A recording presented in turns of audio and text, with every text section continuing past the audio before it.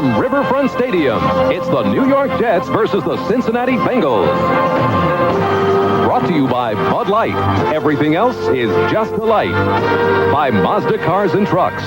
The more you look, the more you like Mazda value. And by McDonald's. It's a good time for the great taste. A capacity crowd, 60,000 at Riverfront Stadium in Cincinnati. It is a 28-degree brisk day in the Midwest. And on this final weekend of the regular season, it has come down to this for the Jets and the Bengals.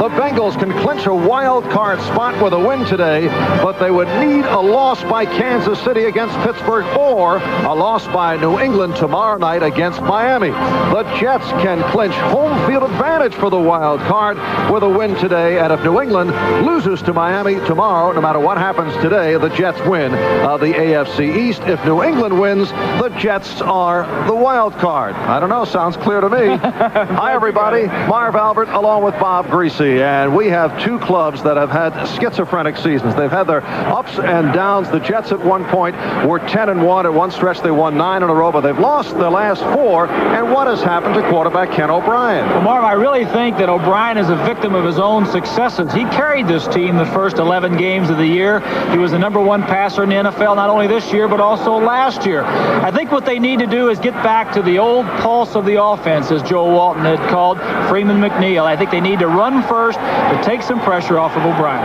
All right, in Cincinnati, impossible to figure. They are 9-6, but this is a club that lost to teams like Houston and Pittsburgh, and yet they go out, they clobber Seattle, they wallop New England, and last week in a must game, they're destroyed by Cleveland. Well, they've been inconsistent, and they've done it all year long. The Jets have just been inconsistent the last 4 weeks, but their offense, probably the most balanced in the National Football League, is keyed around Boomer Esiason. If Boomer is playing well, they do well, and the thing that he needs to do today to start off the game is get his passing game going, because if he can pass the ball downfield, it opens up their running game. And Cincinnati head coach Sam Weish said the Bengals were up for the game last week against Cleveland, but they just did not play with any kind of enthusiasm. He said they were out hit. He says it was an angry football team, the Cleveland Browns. He has carried that forward to this week. He says this week we have to be the physical team. We have to be the one that is delivering the blow. And I think today this will be a physical game. And Jets head coach Joe Walton says his team a beat-up football club. He says the Jets can't look back at the past 4 weeks, but I would think it is difficult not to look back. They're a battered and bruised team, Marv, not only on defense, where they've lost their Pro Bowl starters from last year, but also on offense. They have a lot of nicks and bruises. The Jets won the toss.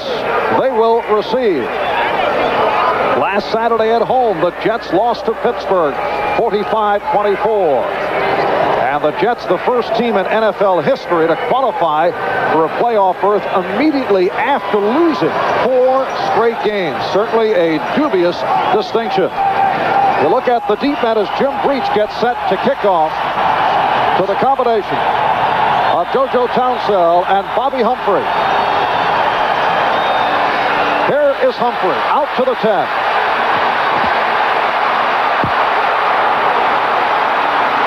Bobby Humphrey will go all the way. A 96-yard kickoff return. And the fans here in Cincinnati, Marv, don't like what they see, because they were here last week when Cleveland blew this team out of the water, and now to come back the week following, and Sam White says, we got them ready to play, and to see a kickoff return on the opening kickoff, that is not what they came here to see. Now, last week, JoJo Townsell went 93 yards on a kickoff with the Jets looking for a big play. He went for the touchdown. And here is Humphrey, the 3-year pro out of New Mexico State, getting the Jets on the board in the opening seconds. Pat Leahy will attempt the extra point. Matt Ryan will put it down.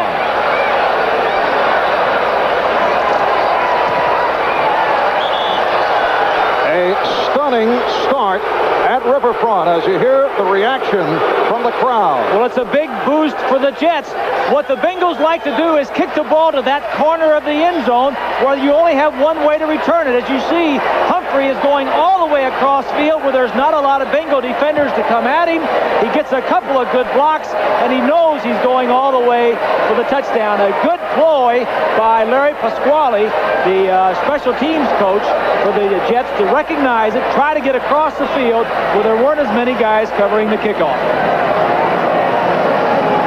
So Joe Walton's Jets with a 7-0 lead, only 19 seconds into this first quarter. And the 96-yard kickoff return by Humphrey, the third longest kickoff return in the history of the Jet franchise. Marv, the Jets not only came into this game wanting to win, obviously, but they want to win to gain some respect and also get some momentum going for the playoffs. They were very happy to learn last Monday when they came in that they were in, that they did qualify for the playoffs even though they had lost their last four.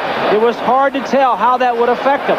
Would they relax? Would the pressure be off, or would the pressure of losing four still be there? And this is certainly, for the Jets, the right way to start this ball game. So Pat Leahy will kick it off with a combination of Tim McGee and Stanford Jennings. McGee, a rookie from Tennessee, and Jennings, a three-year man from Furman. Jennings from his 10. And there goes Jennings with a big hole, but he is tripped up. A 29-yard return, and Cincinnati, led by Boomer Esiason, will go to that high-power offense. Here's another angle on the return by Humphrey. That was kicked to the left corner as the Bengals were going down. Now Humphrey comes all the way across the field to the right side as far as coverage is concerned. Townsend just gets enough of a block on Kreider to spring Humphrey. Collinsworth to the left, and Brown to the right. Brown is 81, peeling off. The running backs, Stanley Wilson and James Brooks. And Esiason goes to the middle for Holman.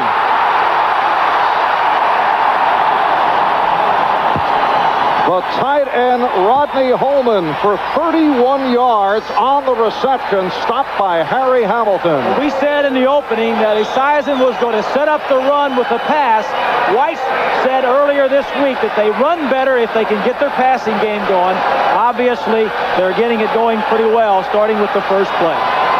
Well, these are two clubs that go back to the old days of the AFL, and this looks like old AFL high-power offense as we start out. And Esiason now shovels Eddie Brown on the reception. Jerry Holmes made the tackle. Esiason with a play-action fake.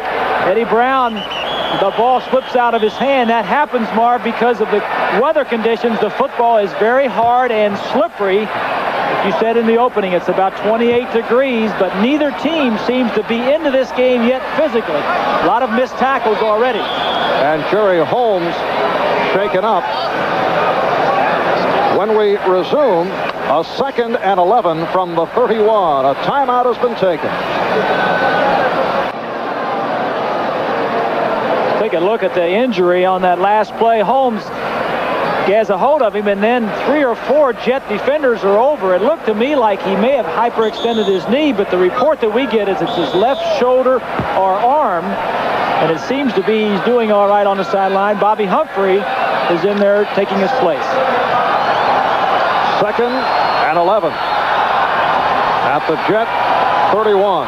Jets with a 7-0 lead. We're just underway at Riverfront in Cincinnati. And Esiason able to complete for the first down. Eddie Brown making the catch. Now let's run down that Cincinnati offensive unit. Bruce Kozerski starting at the center for the injured Dave Remington, Esiason, Brooks, Kinnebrew, and the receivers Collinsworth, Brown, and Holman. The number 2 offense in the league right there, Marv. Kozerski starting for Remington. Reimers goes to the left guard spot to take Kozerski's place. And a first down at the 18 off that 12-yard pickup. Brooks with short yardage. Bob Crable on the stop. James Brooks handling it for the first time. And the Jet defensive unit starting with Marty Lyons, Tom Baldwin, and Barry Bennett, but we will see quite a bit of shuffling. Lyons is playing hurt. Charles Jackson, who's had a peculiar season, a starter all year, then dropped by the club 2 weeks ago, and then back as a starter. And now Jerry Holmes is back at the left cornerback position, teaming up with Lyles, Hamilton, and Carter. 2nd and 9 at the 17.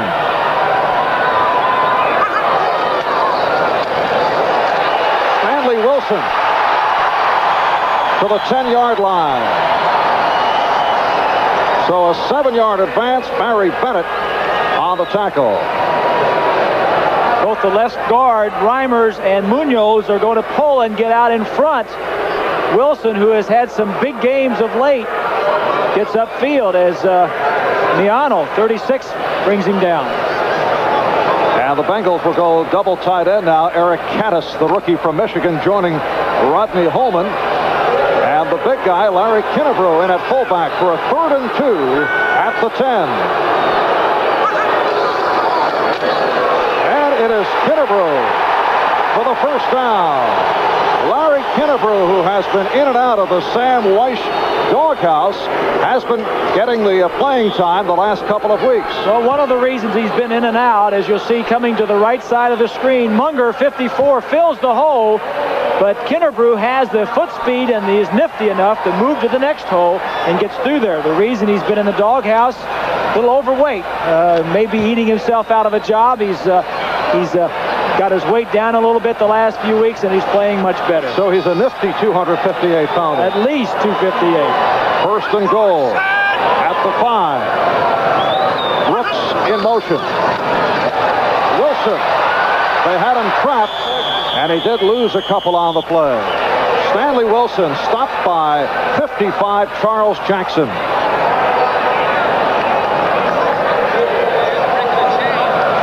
Jets have had a lot of injuries on their defense. In fact, not one starter has started in the same position all year long. They've had injuries everywhere, as you see Miano and a group of Jets in there to make the tackle. Bob, the Jet defense did not allow a rushing touchdown until week 11 against Indianapolis, and they have now allowed 10 rushing touchdowns, to give you an idea of the way things have turned around. Here's Wilson going wide and can't make the severe cut inside. Harry Hamilton and Jerry Holmes pushed him out. MacArthur, 57, UB in the defensive secondary, our linebacker for the Jets. This is what Hamilton, 39, is seeing. Good blocks by Eddie Brown and Collinsworth right there just to stand their man up. It's almost like pass protecting out there, and then Wilson just gets out there and then tries to split up inside the block. But the Bengals, as we mentioned, number 2 in the league in total offense, 4th rushing and 7th passing overall. And a 3rd and goal from just outside the 2. And battling his way is Wilson. Stanley Wilson for the touchdown.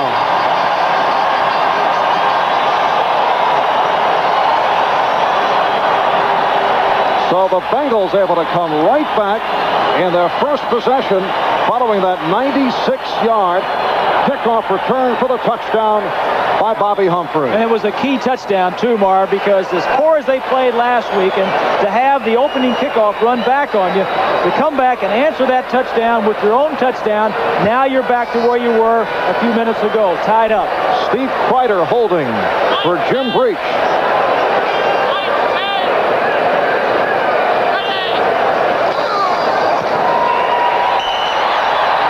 And the Bengals have tied it at 7. 9 plays, 61 yards. It took 5 minutes, 1 second. Capped off by Wilson, taking it home from 2 yards away. The Bengals, with one of the biggest offensive lines in the league, have no problem running through that injury-riddled Jet defensive line. We'll be right back.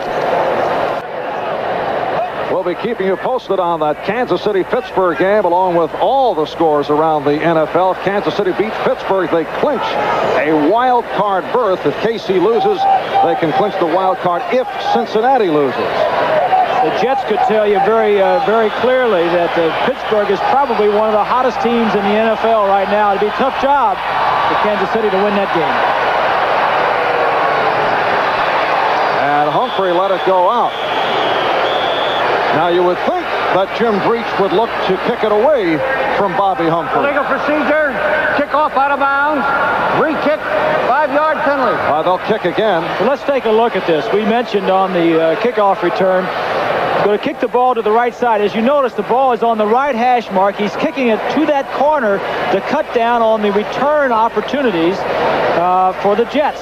Humphrey does a nice job in letting it go out of bounds, but it's very difficult whether or not to let that ball, to decide whether to let it go out of bounds, catch it, and get upfield with it. But the Cincinnati Bengals not giving in. They're going to kick it the way they feel is best for their coverage. They also move all of their coverage people over to that side. Breach is kicking to two red-hot kickoff return men. Townsell ran one back last week for 93, and right at the start of the game was Humphrey for a 96-yard return. And here's Humphrey from the 10. Same return. And another beautiful kickoff return by Bobby Humphrey, a 31-yarder across the 40. And it did have a similar pattern. Marv, if there's one big advantage for the Jets in this game, it's their special teams. Both the return and their kickers are much better than the Cincinnati's. As we look at the offense for the Jets, the big story here is the center. Joe Fields had back spasms coming into this game, is in there now, going to go as long as he can. First down at the 41-yard line. Altoon in motion. The swing for McNeil. And hit immediately by number 91, inside linebacker Carl Zander. A loss on the play. The Bengals defensively with Edwards and enraged Tim Crumry and Jim Scow starting at the right side. Crumry leads the team in tackles, upset that he did not get a vote for the Pro Bowl, is not even the second alternate. Young linebackers. Second and 16, a loss of 6. McNeil out to the 47. He picked up 13 on the play. So it'll be a third down and 3. David Fulcher, the strong safety, made the stop. You have the veteran Breeden in one corner and the rookie Phillips on the other side. 3 rookies in that Bengal defense. One, the linebacker Kelly. Both defenses are ranked in the bottom 7 in the NFL. Both offenses in the top 7. So you think that you're going to have some fireworks all day long. 7 minutes gone by. First quarter. We're tied at 7. McNeil for the first down. Brendan McNeil, the number 6 man in rushing in the AFC, and had a big day last week, 137 yards against Pittsburgh. Marv, neither defense is tackling very well. I don't think the defenses are really into the game. The offenses have to create something. The defenses have to stop them. There you see a missed tackle by King, but both sides so far, and we're 7 minutes into the game, have tackled very poorly. First down at the Cincinnati 46. And here's McNeil. He picked up 6. Reggie Williams, the outside linebacker. On the stop, it'll set a 2nd and 4 for the Jets. Let's go watch Joe Fields, number 65, against Crumry. Fields with the back problem, and that can't be helping the back right there. As Crumry stands him up, Fields gets a standoff on him, and the runner gets past. But we'll be watching that battle for as long as Fields can go. 2nd down 4 at the 40. It's been all Freeman McNeil on this first Jets offensive surge. O'Brien can't find anyone now, throwing deep and threw it away. He had Rocky Cleaver, number 89, in the area. Lewis Breeden on the cover. O'Brien saw something early when he was at the line of scrimmage, checked off to take advantage of it, And the Cincinnati defense realized he was checking off, and then they checked out of it. So Kenny, not seeing anything, just threw the ball out of bounds.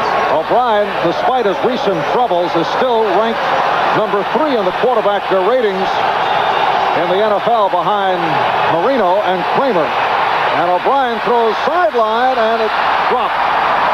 JoJo Townsell could not hold on. It was covered by the combination of Jackson and Fulcher. Townsell has not been one of the main receivers. It was a poorly thrown ball. Townsell coming into the game with only 1 reception on the year. I'm sure O'Brien would like to throw the ball to Toon or Walker, but Cincinnati forcing him to throw to his alternate receivers. So the punting unit checks in. Dave Jennings, who last week set the NFL record for most career punts, 1,085 in all. Kicking away to Mike Martin, 3-year man out of Illinois, who was reactivated for today's game. He'd been on injured reserve with a knee problem. And led the NFL in punt returns 2 years ago.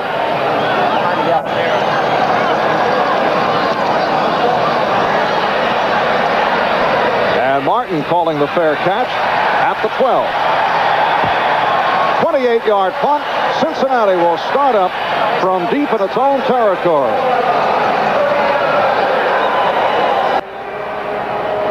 Piece of bad news for the Bengals. Kansas City jumping in front of Pittsburgh 7-0 on the recovery of a blocked punt. And Cleveland leads San Diego 7-0. Cincinnati, to get into the playoffs as a wild card, must win today and then hope for a loss by Kansas City or a loss by New England. They would also be helped by a tie in the Kansas City-Pittsburgh game. But, Bob, that's another story. Get out of here. We'll let the guys with NFL 86 decide all that at halftime. First down from the 12. And the hard hit stopping James Brooks. Marty Lyons involved in that hit, and Marty bothered by a sore shoulder, so he's wearing a harness on the right shoulder, Marty Lyons, and Marty is playing on guts alone. You can be sure that shoulder popped out as you take a look at the harness right here. Popped out several times last week in the game against the Steelers. We'll have it operated on after the season. The inspirational leader of this ball club, Marty Lyons. He's in there just to be a leader, I'll tell you. 2nd and 7 at the 15. Off the delay, Esiason could not find anyone. And that is tripped up by Crable.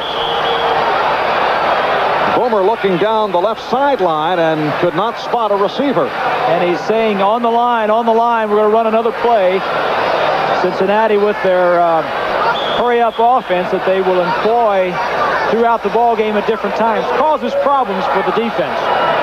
3rd down and 4 at the 18. We're tied at 7. 5:45 left. First quarter. Esiason had the time and has the first down with Eddie Brown. Eddie Brown, the second-year receiver from Miami, picking up 12 on the play. Kevin McCarther on the tackle. The problem it causes, this hurry-up offense, is that the Jets were not able to get their nickel and dime defense in there. Brown wide open between the linebackers. Had they gone to a regular huddle, those linebackers would have been out of there, and Humphrey and Lynn, the nickel and dime backs, would have been in. Esiason now 4 out of 4, 55 yards. He has Brown left, Collinsworth right. Collinsworth's been very quiet the last couple of weeks. And Esiason is down back at the 20. Kevin McCarther, inside linebacker, in his first year out of Lamar, getting to the quarterback. He was signed as a free agent when Lance Mel was injured. The Jets are 26th in the National Football League in sacking the quarterback. Bud Carson, the defensive coordinator, said yesterday we're going to have to blitz more linebackers, maybe some defensive backs, to put some pressure on Esiason. Last week, Cleveland put pressure on Esiason, and the Bengals only scored 3 points. Telling point, Bob, is that Bobby Humphrey, a defensive back, is tied with the injured Joe Klecko for most sacks on the team. Humphrey's done it as a blitzing defender, and he has 4. The downside of all that blitzing is you leave your secondary man-to-man. They could hit some big plays against it. 2nd and 19. Esiason running out of the pocket, but was ankle tackled across the 20. Good defensive series by the Jets. Ben Rudolph got to Esiason. And a critical defensive series as the Jets needed to stop the Bengals. But a flag has been thrown, and tempers flare. James Brooks involved for the Bengals against a couple of Jets. They had some words. The referee is Pat Haggerty. And Joe Walton obviously does not agree with the call, which is being marked off against the Jets. So the Jets, the most penalized team in the National Football League, have to put up with this. Unsportsmanlike conduct, number 28, defense, first down. Defensive back Carl Howard called for the unsportsmanlike conduct penalty. That's the first penalty of the afternoon. Well, we said coming in it was going to be a physical game. The Jets have had to put up with all these penalties all year because that's the style of defense they've played.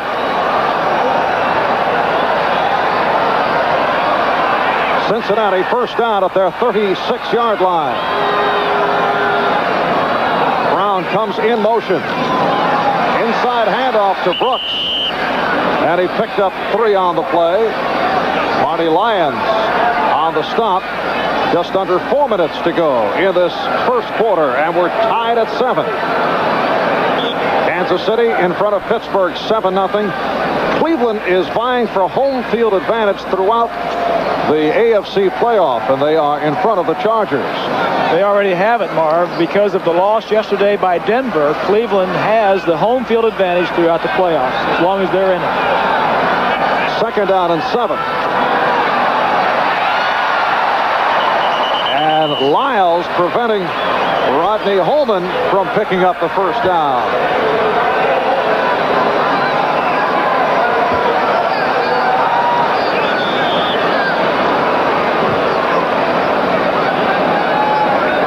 Rich Miano, number 36 in there on the dime situation, was blitzing up the middle, putting the pressure on Esiason. Calling for the yardsticks, but even the Cincinnati players acknowledge that they are just short.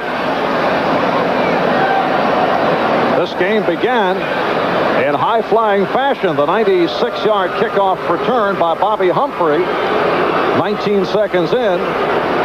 And then Esiason with a good series for Cincinnati. That was capped off by the 2-yard run by Stanley Wilson.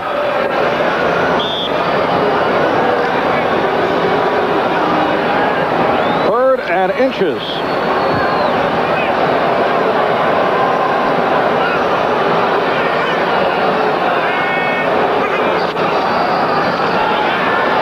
And Kennebrew has the first down. Charles Jackson on the tackle. Watch the big fullback, Kennebrew.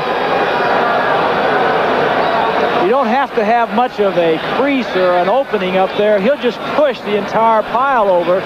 3rd and 1. Be very difficult for him not to get the first down. Cincinnati first down at midfield. By losing to Cleveland last week, the Bengals lost control of their destiny, and they were clobbered 34-3, losing a chance at the AFC Central Championship, and that after walloping the Patriots the week before. Broken up. Nice play by Jerry Holmes getting the hand on it. The pass intended for Chris Collinsworth. Pressure on the play against Esiason. Clifton, 59, a linebacker, blitzing straight up the middle. The problem being that all of the Jets get contained to the inside, as you see 78 Bennett coming to the inside. It allows Esiason to get outside, but good coverage on the play by Holmes. First incompletion for Boomer Esiason out of East Islip, Long Island. Sal Ciampi, the high school coach, was my right guard at Purdue. Oh, fine job. And penalty flags are thrown just as James Brooks was peeling off.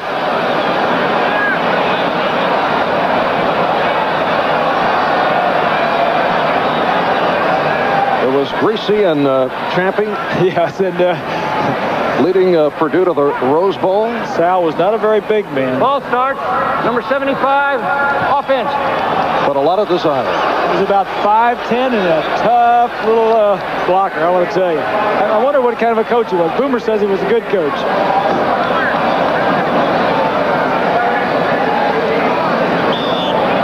And from Boomer, that is a major endorsement. Second down and 15. 10th play of the series. Collinsworth to the left. And Brown is out to the right.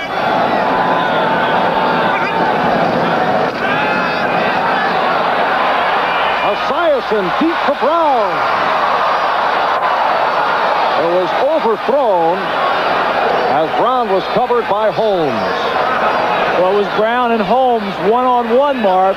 We talked earlier about the blitzing that Bud Carson was going to do to get some pressure on him.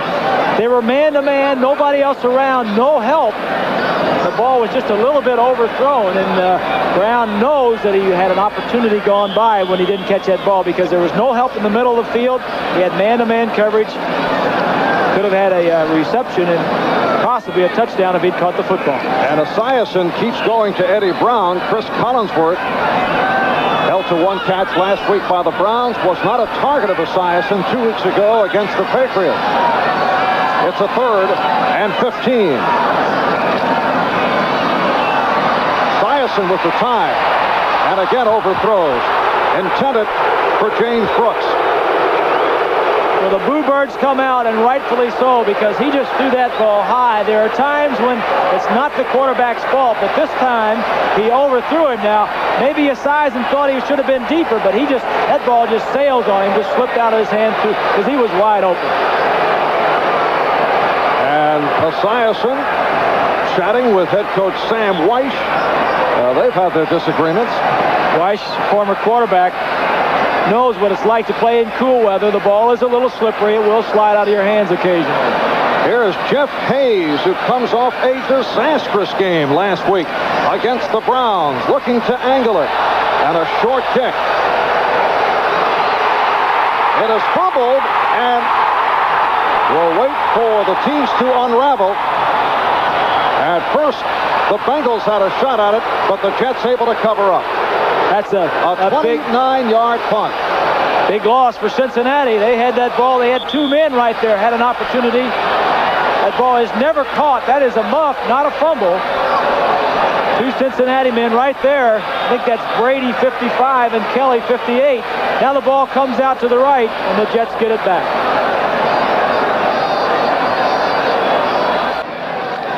Of great interest to Cincinnati Bengals. Kansas City leading Pittsburgh 7-0. Mike Merriweather of Pittsburgh, though, intercepted a Kansas City pass, returned it to the Kansas City 38-yard line.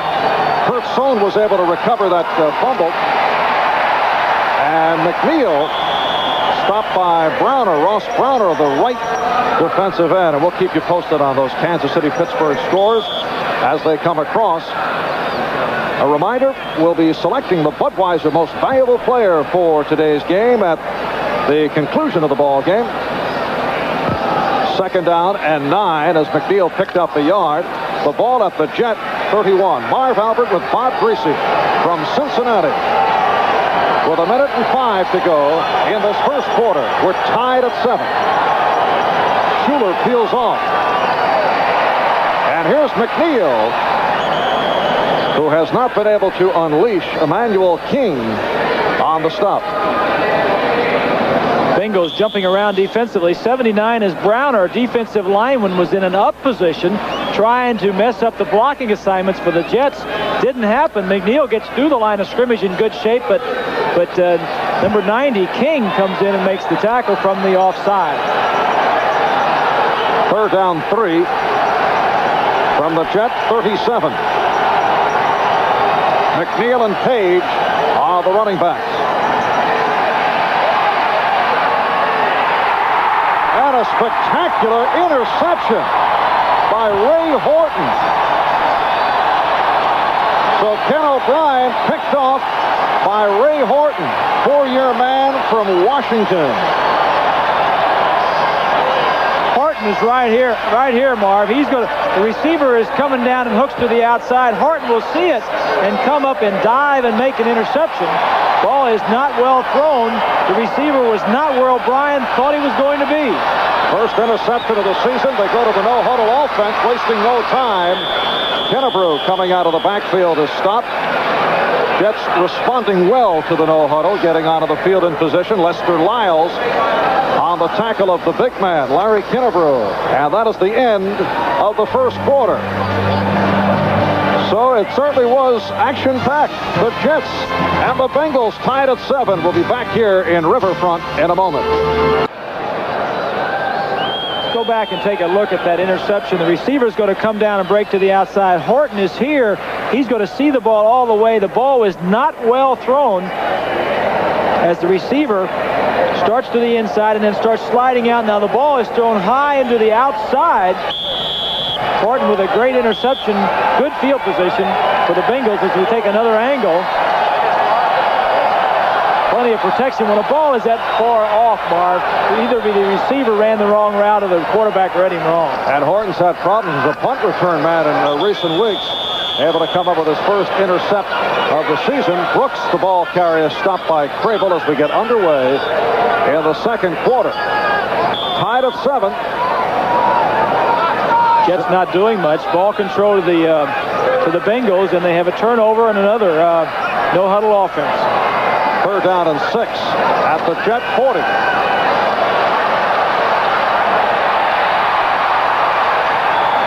Eddie Brown coming back for it to pick up the first down and a 10-yard advance.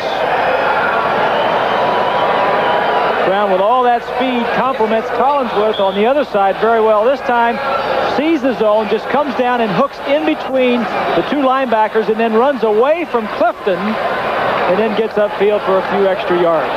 Eddie Brown, Cincinnati's #1 draft pick last season out of Miami.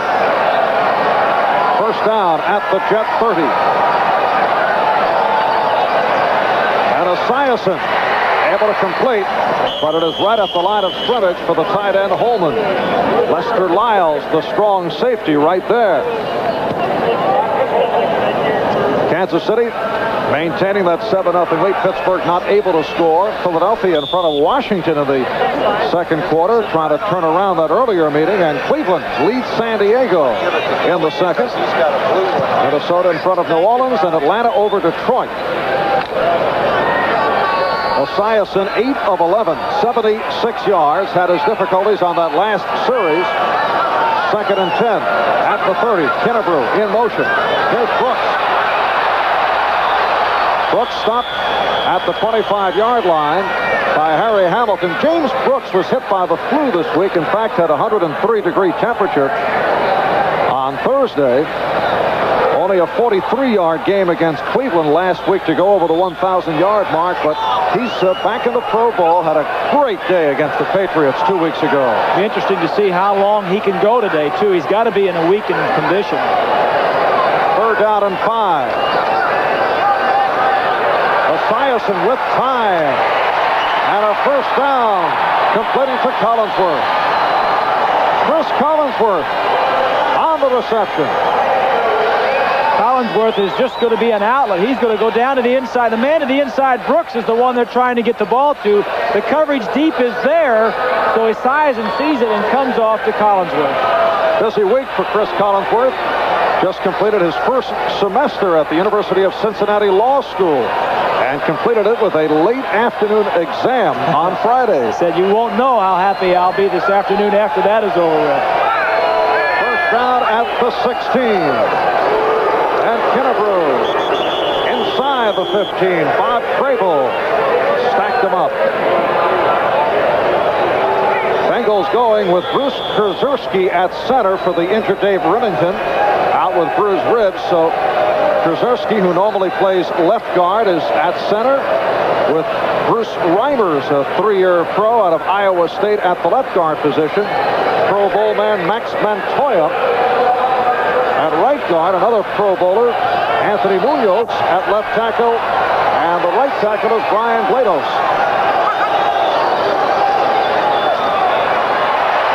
Esiason in trouble. And it's intercepted. Intercepted by Crable. And some very interesting open field running by the linebacker, Bob Crable. I'll say it was interesting. Crable gave everybody an opportunity to tackle him twice. Joe Walton's got to be happy about the turnovers. Take another look. Sison was trying to get the ball deep downfield. Miano, 36 on a safety blitz. Now Clifton forces him to move around a little bit. It looked as though Sison was just trying to throw the ball away. This is not one of your prettier runbacks that you'll ever see. He knew he couldn't outrun him. He was just looking for somebody to tackle him. All right, we'll be back here in Cincinnati in a moment. Today's game is brought to you by Ford and your Ford dealer. Have you driven a Ford lately?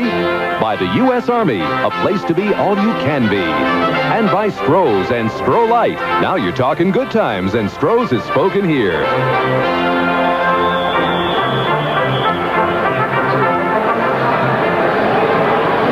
Back in Cincinnati, the Jets getting off the ball quickly, and Ken O'Brien just completed to Mickey Schuler on the left side, right at the first down marker.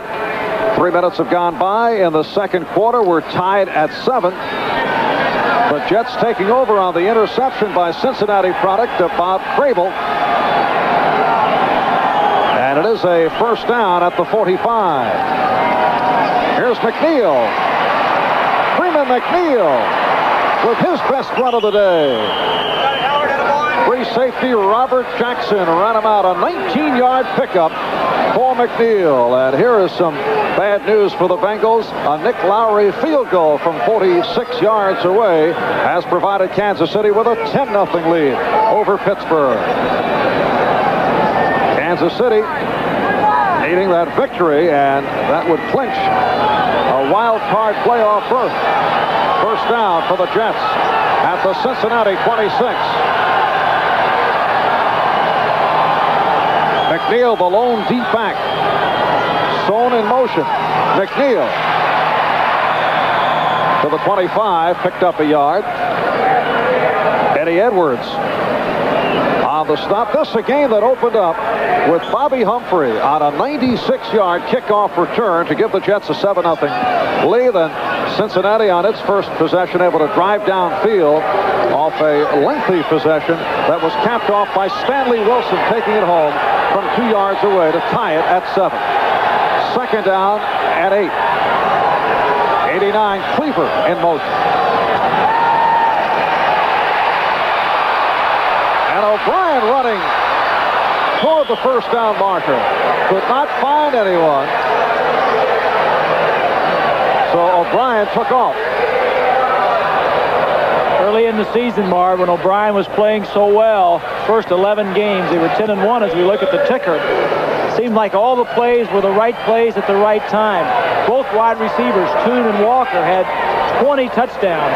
Neither one has a touchdown in the last 4 weeks. So the plays that were being called were the right plays at the right time. The last 3 or 4 weeks, it seems as though when you call one of those plays for a situation, the defense does not allow you to make the big play. Defense has taken the big play away from Toon and Walker the last 4 weeks.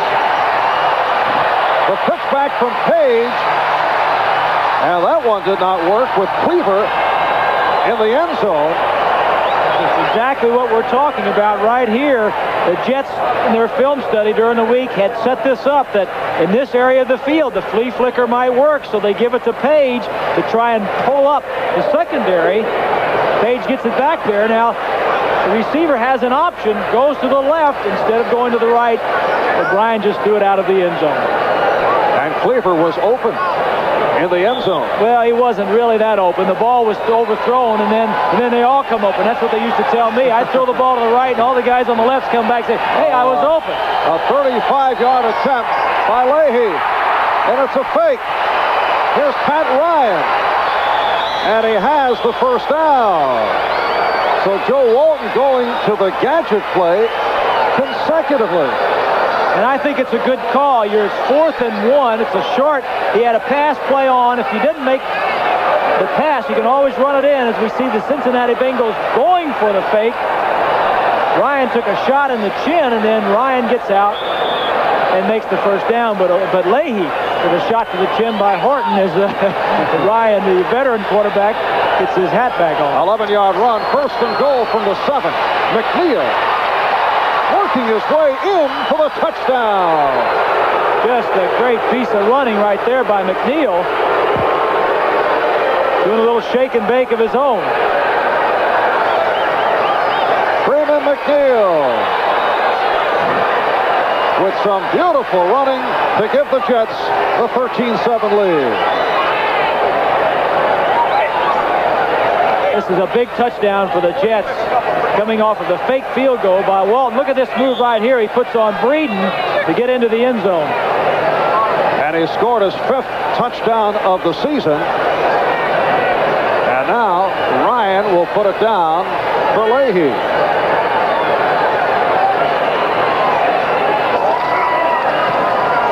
So the Jets with a 14-7 lead. And we'll be back here in Cincinnati in a moment. While the Jets and Cincinnati are tied at 7, Gary Anderson has just kicked a field goal for Pittsburgh, so Kansas City now leads Pittsburgh 10-3. We just saw the Jets take a 14-7 lead, I should say 14-7, Jets off consecutive gadget plays. That is most unusual. Well, the first one didn't work, but the second one certainly did, and I think Walton's play calling this year has really been good. The plays haven't been there the last 3 or 4 weeks because I think teams are a little leery of committing their deep safeties. All right, the return by Tim McGee.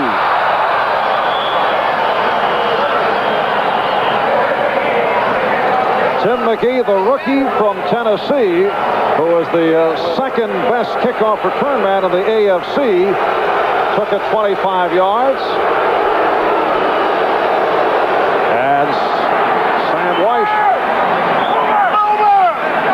has his Cincinnati Bengals back to the offense.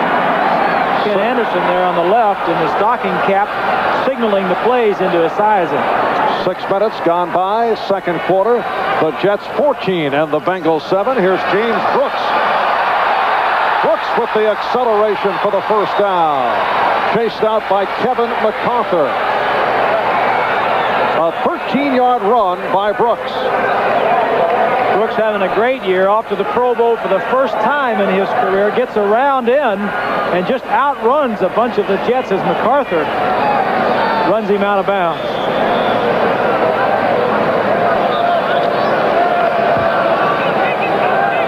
James Brooks right behind Kurt Warner of the Seattle Seahawks.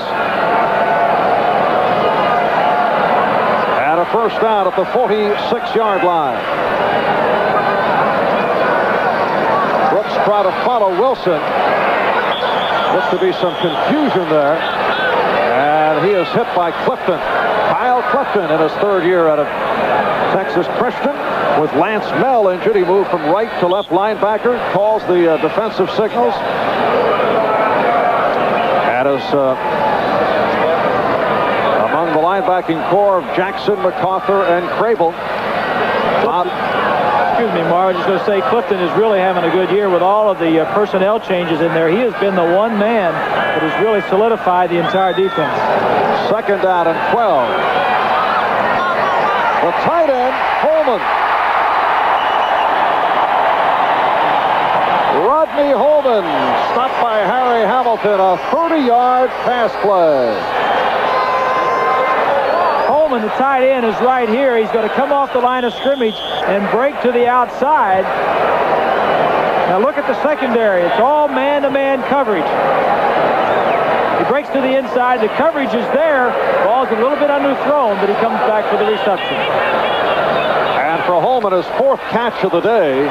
It is a first down at the Jet 26. Collinsworth to the right, Brown left. Back to the ground for Wilson. Good second effort. Set here for an update. Let's go to Ahmad Rashad at NFL 86. All right, Marv, for all those interested fans in Cincinnati, in Pittsburgh, Harry Newsome attempts to punt from his own end zone. It's blocked by Albert Lewis, picked up by Deron Sherry. That made it 7-0. It's now 10-3 Kansas City. for Cincinnati to get into the playoffs as a wild card. They must win today and then hope for a loss or a tie by Kansas City or a loss tomorrow night by New England. Second down and 7 from the 23. Esiason to run for the first down.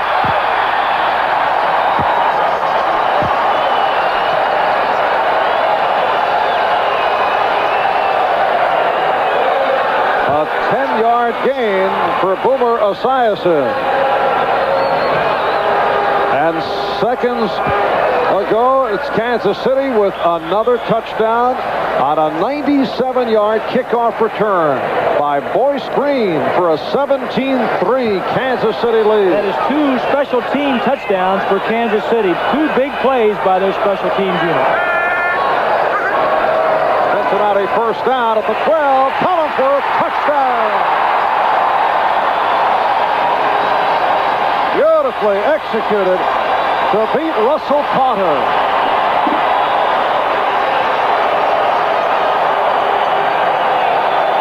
When you blitz to put pressure on the quarterback, when you have to blitz because your defensive linemen aren't there and can't do it, you're going to have some one-on-one situations in the secondary. Collinsworth is 6'5", a big target down inside the 10-yard line, and just hit him on a little slant for a touchdown. Steve Kreider will hold for Jim Breach.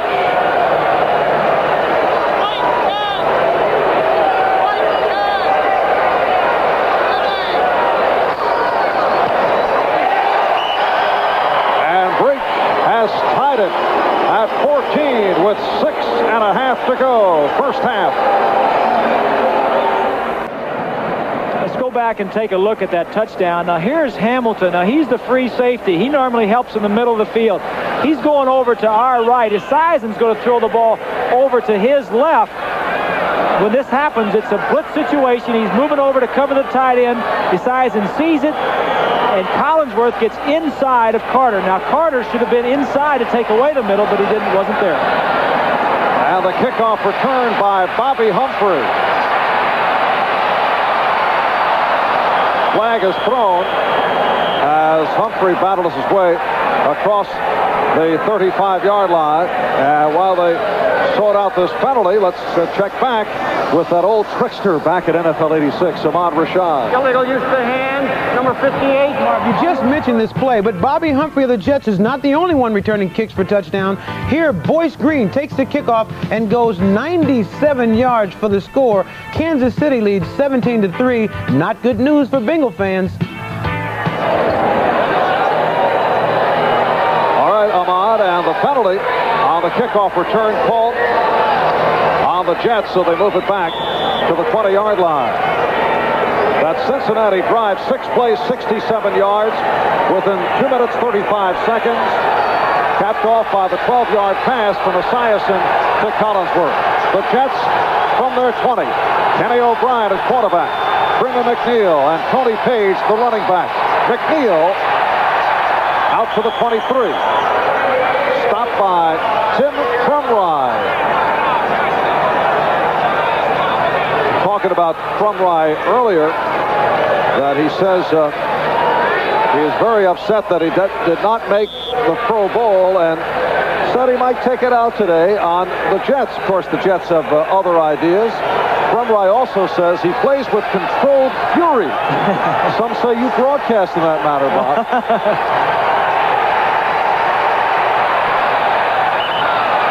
And off the mark, intended for Altoon. Altoon, the intended receiver, slipped down on that play as we look at quarterback comparison of O'Brien and Esiason. Esiason, as we mentioned early in the opening, throwing the ball to set up the run, and O'Brien trying to get McNeil untracked to take some pressure off of him. How do you explain the problems that Ken O'Brien has had these past 4 weeks? I think it's normal, Marv. I don't think a quarterback can play on the level that he was playing the first half of the season. You have to come down, but he's going to start coming back up also. Third down and 6 as the crowd gets into it. Altoon with a nice catch for the first down. O'Brien is not as sharp as he was earlier. The balls are going to be a little bit behind as this one was, but the receivers have to help out. Everybody admitted early on that O'Brien carried the team. Now watch this ball. It's going to be a little bit behind him. He was wide open. Those are little things on your timing, but O'Brien played so well early on. It's tough to continue playing that well. 13-yard pickup on the reception. Do you feel that O'Brien has lost his confidence? No, I don't think he's lost his confidence. I think he's lost a little bit of an edge. McNeil across the 40-yard line. Carl Zander, the inside linebacker, on the stop. All quarterbacks go through this, Marv. There are ups and downs. All players in the league do. Obviously, a quarterback, you can see his ups and downs a little bit better than a defensive tackle, for instance. But O'Brien has to go through this. He has to learn. This is only his second year playing, and he needs to learn how to get out of the peaks, enjoy the peaks, but get out of valleys. And McNeil with the first down. It has been all Freeman McNeil in terms of the offense for the Jets in this first half. Carl Zander again on the stop, and Freeman's had a couple of excellent games against the Bengals. Recall that playoff game back in the 1983 Super Bowl tournament when he picked up 202 yards against the Bengals. Last year, right here, 150 yards. They need to get him back in the offense. First down at the 47. O'Brien for the sideline for McNeil. And another Jet first down. David Coulter, the strong safety, on the tackle. A 15-yard pickup.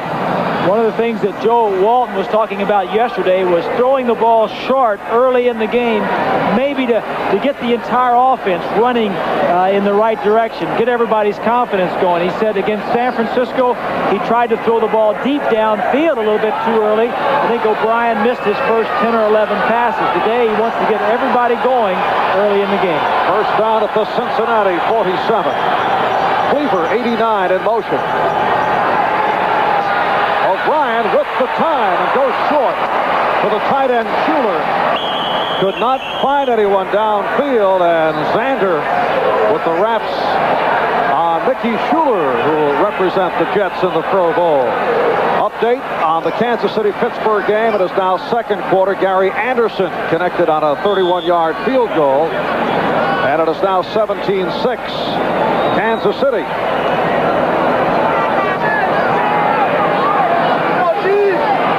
Just under 3 minutes to go in this first half. Marv Albert with Bob Greasy on a cold day at Riverfront in Cincinnati. Jets and the Bengals tied at 14. And O'Brien able to complete to Sohn at the first down marker. Kurt Sohn slammed out by the left corner, Lewis Breeden, with some help from, let's see, it was Breeden by himself. Kelly with the good pressure on O'Brien. Joe Fields, the center, who is still in there despite back spasms and back pain, was getting up very slowly that time. And, you know, Marv, that is one of the injuries that is very tough to play with. You can play with a sprained ankle or a shoulder, such as Lyons, but a bad back, it's very tough. So the Jets picking up another first down. There's the 2-minute warning. We'll be right back. At halftime, NFL 86, all the scores and highlights, and Frank DeFord with a close-up of the Dolphins' final game at the Orange Bowl. That'll be tomorrow night against New England. I know that will shed a tear or two for you. New Dolphin Stadium is ready to open next August.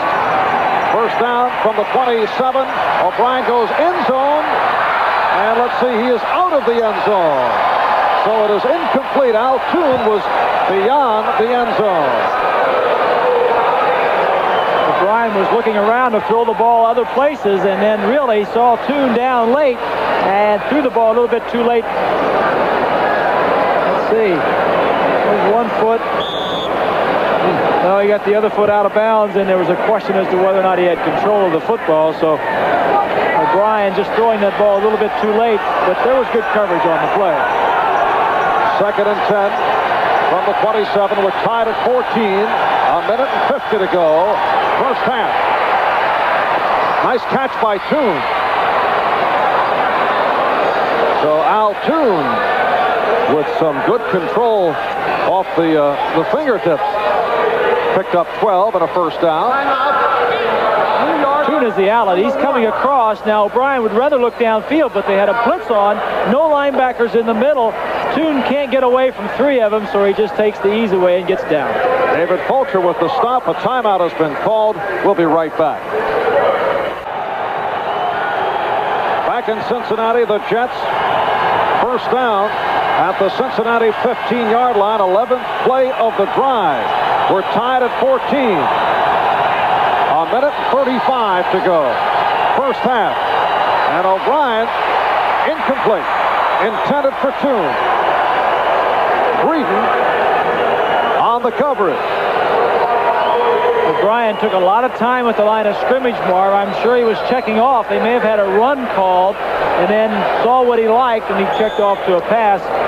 A lot of things go on at the line of scrimmage that the quarterback's checking around to see, well, if it's going to be a pass. If they're in the right situation, go ahead with it. If not, go to the run. And a lot of study and preparation.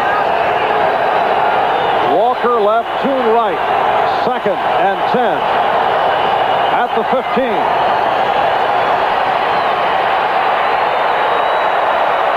Schuler inside the 5. A 12-yard pass play for a 1st and goal for the Jets. Robert Jackson would not allow Schuler to make that twisting move as we get another look. Crossing routes again. Schuler and Toon, the wide receivers, are going across. Right there, you just saw him cross. Looks downfield. Now comes off to Schuler, the short man. Schuler, the ball a little underthrown, comes back, catches the ball, and then tries to get back to the inside on Jackson. Third catch of the day for Schuler. And the Jets call for time, so they are down to 1 timeout remaining with 1 minute and 18 left of the half. Bobby Hammond, the back coach, Zeke Bratkowski, to the right, top of your screen, along with Ryan and Joe Walton. Joe Walton will make the decision. They're going over their computerized printout of their charts to see what defenses Cincinnati has played in this area and what they'd like to call.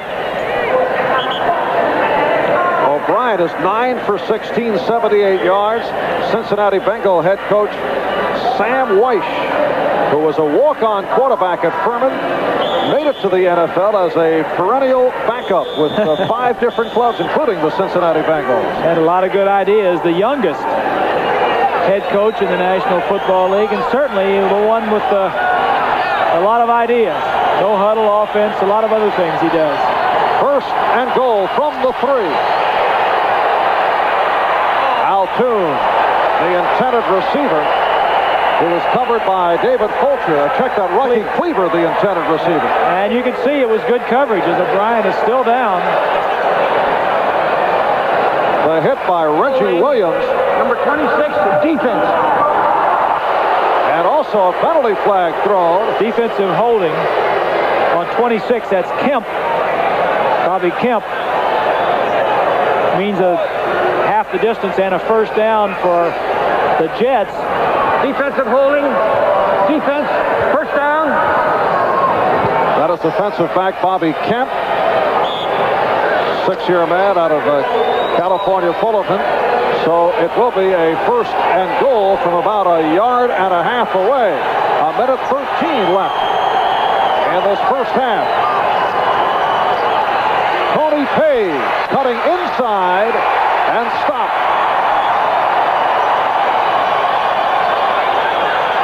Tony Page, the Jets' short yardage man, last year had a big touchdown season, but this year only 2 touchdowns. He was stacked up by Reggie Williams. Last year, but not this year, Marv. You're correct. And one of the problems here is Johnny Hector, who normally is in this situation and carries the ball, is hurt.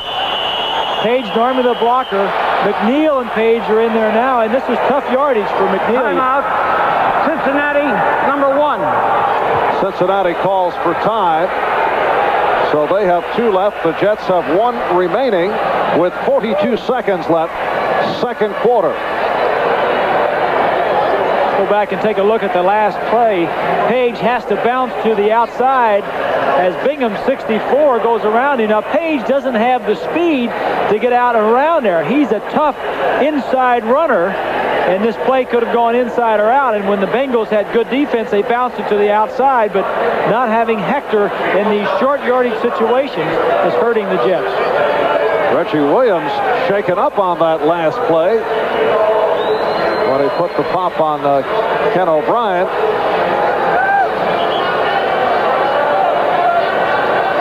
That signal right there is that he's telling the rest of the players on the field the formation that he wants, and they know that who should be on the field in that formation and who shouldn't. It helps to get the personnel in and out of the game.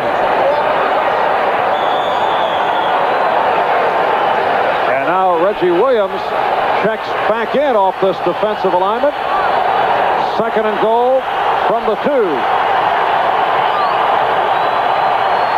And O'Brien throws for McNeil. That's a pass the first half of the year Marvy would have completed. Second half of the season, he's not quite as sharp. He throws the ball a little bit too far. He wants to make sure, so he had to throw it right there. He's playing the safe side, throwing it away from the defensive man, just throws it a little bit too far, doesn't get the touchdown. And the Jets would hate to have to settle for a field goal off this long drive. This is the 15th play of the drive. It's a 3rd and goal from the 2.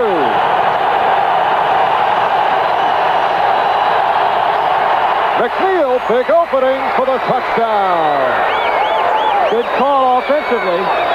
You spread them out, you put your 3 wide receivers in, and you run your quick trap up the middle. Joel Walton with a nice call. Of course, the Bengals defensively would like to have shut the Jets out, but the way these two teams can score, Marv, I think the final score is going to be in the 30s.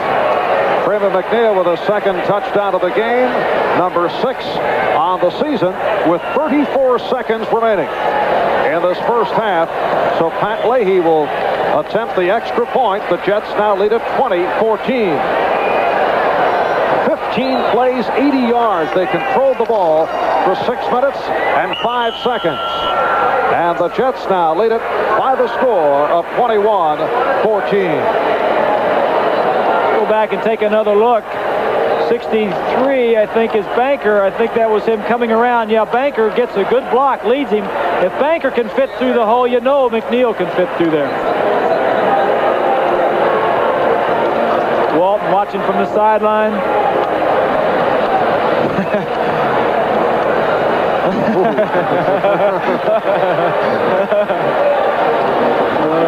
Well, that was a critical play because it was 3rd down, and if he'd not made that play, it was all on that running play. Obviously, he had to kick the field goal, but he'd much rather have the touchdown. A win for the Jets today would give them home field advantage in the wild card playoff game next week. If New England beats Miami tomorrow night, if New England loses, the Jets win the division, whether they win or lose today. And Pittsburgh, we're told, now has possession on the Kansas City 3. They're in the 2nd quarter. Kansas City leading 17-6, and Pittsburgh with a 1st and goal from the 3. Of course, all the scores and highlights at halftime with our crack crew back at NFL 86, figuring all this out. All I know is if Cincinnati wins, they need help. If the Jets win, they at least will host the wild card game. You don't want to deal with ties. Yeah. I can tell. Because for Cincinnati to get in the playoffs as a wild card, they must win today and hope for a loss or a tie by Kansas City. Stanford Jennings on the return. 23-yard kickoff return. 27 seconds to go in this first half. Matt Munger, who has been superb on the special teams, in on that tackle. Jets were offsides on the kickoff. Offside, kickers decline, 1st down. Cincinnati has 2 timeouts left.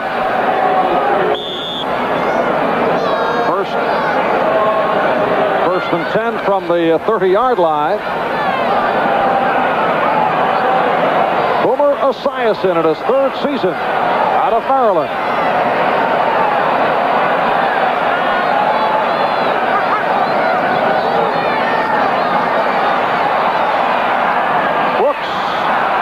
Makes the catch for the first down. Crable on the tackle. An 11-yard pass play, and Cincinnati immediately calls for time, so they have one left with 20 seconds to go. First time that Esiason has been in the shotgun today. Said he doesn't like it that well. I think the reason being that you have to take your eyes off of the secondary to catch the football when you're back in a shotgun. The other thing is you don't get your grip on the ball nearly as quick as if you're under the center. A couple of weeks ago, they had that problem in Denver where the ball was snapped past them. But here on the sideline, just talking with Kenny Anderson and White about what the coverage was and what they're trying to do. I'm sure they're going to try and get down at least for a field goal and get some points on before they go in for halftime. Bob, some Cleveland defensive players last week said that Esiason has problems reading coverages, and Cleveland kept changing their coverage, disguising them.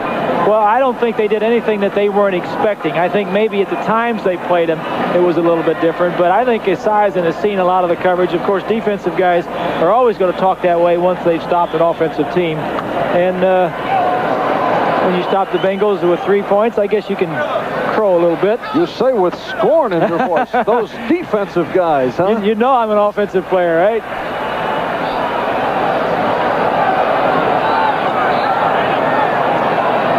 First out at the 42. 20 seconds to go. First half.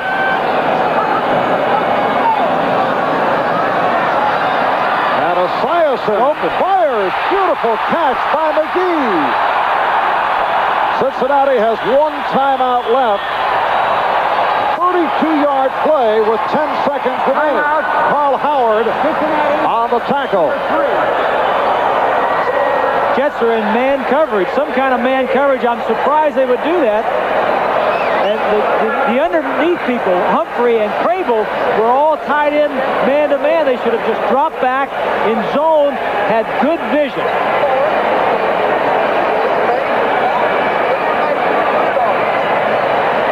Well, it appeared that Pittsburgh on that last drive was in the process of settling for a field goal, but it was blocked and run back by Kansas City, and they now lead it 24-6. It's unbelievable. That's the third touchdown that Kansas City has scored, and their offense has yet to score a touchdown.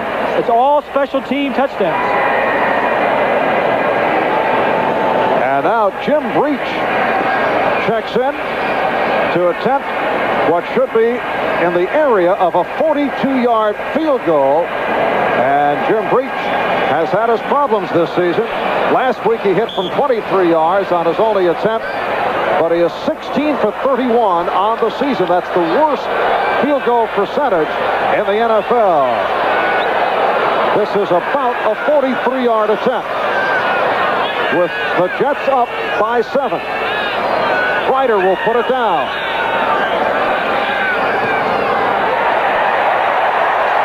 And it is good.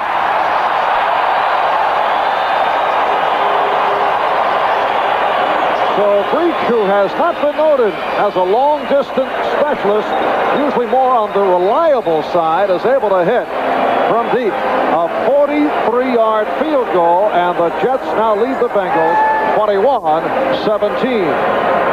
Well, you're right, Marv. As we take a look at Sam White on the sideline, he passed up a field goal last week from the 30. This time he says we got to have it.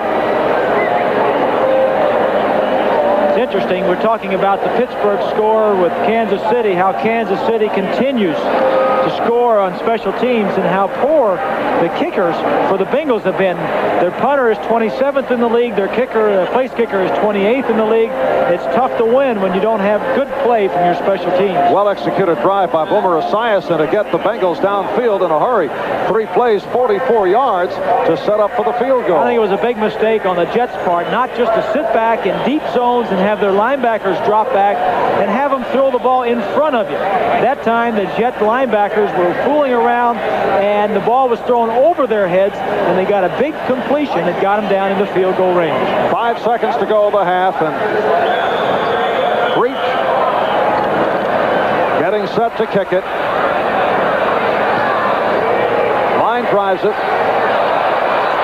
Michael Hoffer, one of the up men, out to the 29-yard line as time has run out in this first half, with the Jets leading the Bengals by the score of 21-17. So a high-powered first half that began with the 96-yard kickoff return by Bobby Humphrey, and then Cincinnati came right back. Drive executed by Esiason that was capped off by Wilson taking it in. And they've been going back and forth. You say the score is going to end up in the 30s. You may be a bit on the conservative side. Yeah. Well, as we said, both offenses are in the tops in the National Football League, and both defenses are near the bottom. Of course, the Jets have a lot of defensive players out, so you figure there's going to be a lot of offensive points scored. And the Cincinnati Bengals keeping an eye on that Kansas City-Pittsburgh game, and we'll bring you up to date in just a moment with the fellas back at the studio at NFL 86. Back after these words. Halftime at Riverfront in Cincinnati. Marv Albert with Bob Greasy. The Jets leading Cincinnati by the score of 21-17. 2 touchdowns scored by Freeman McNeil, and McNeil has had an impressive first half.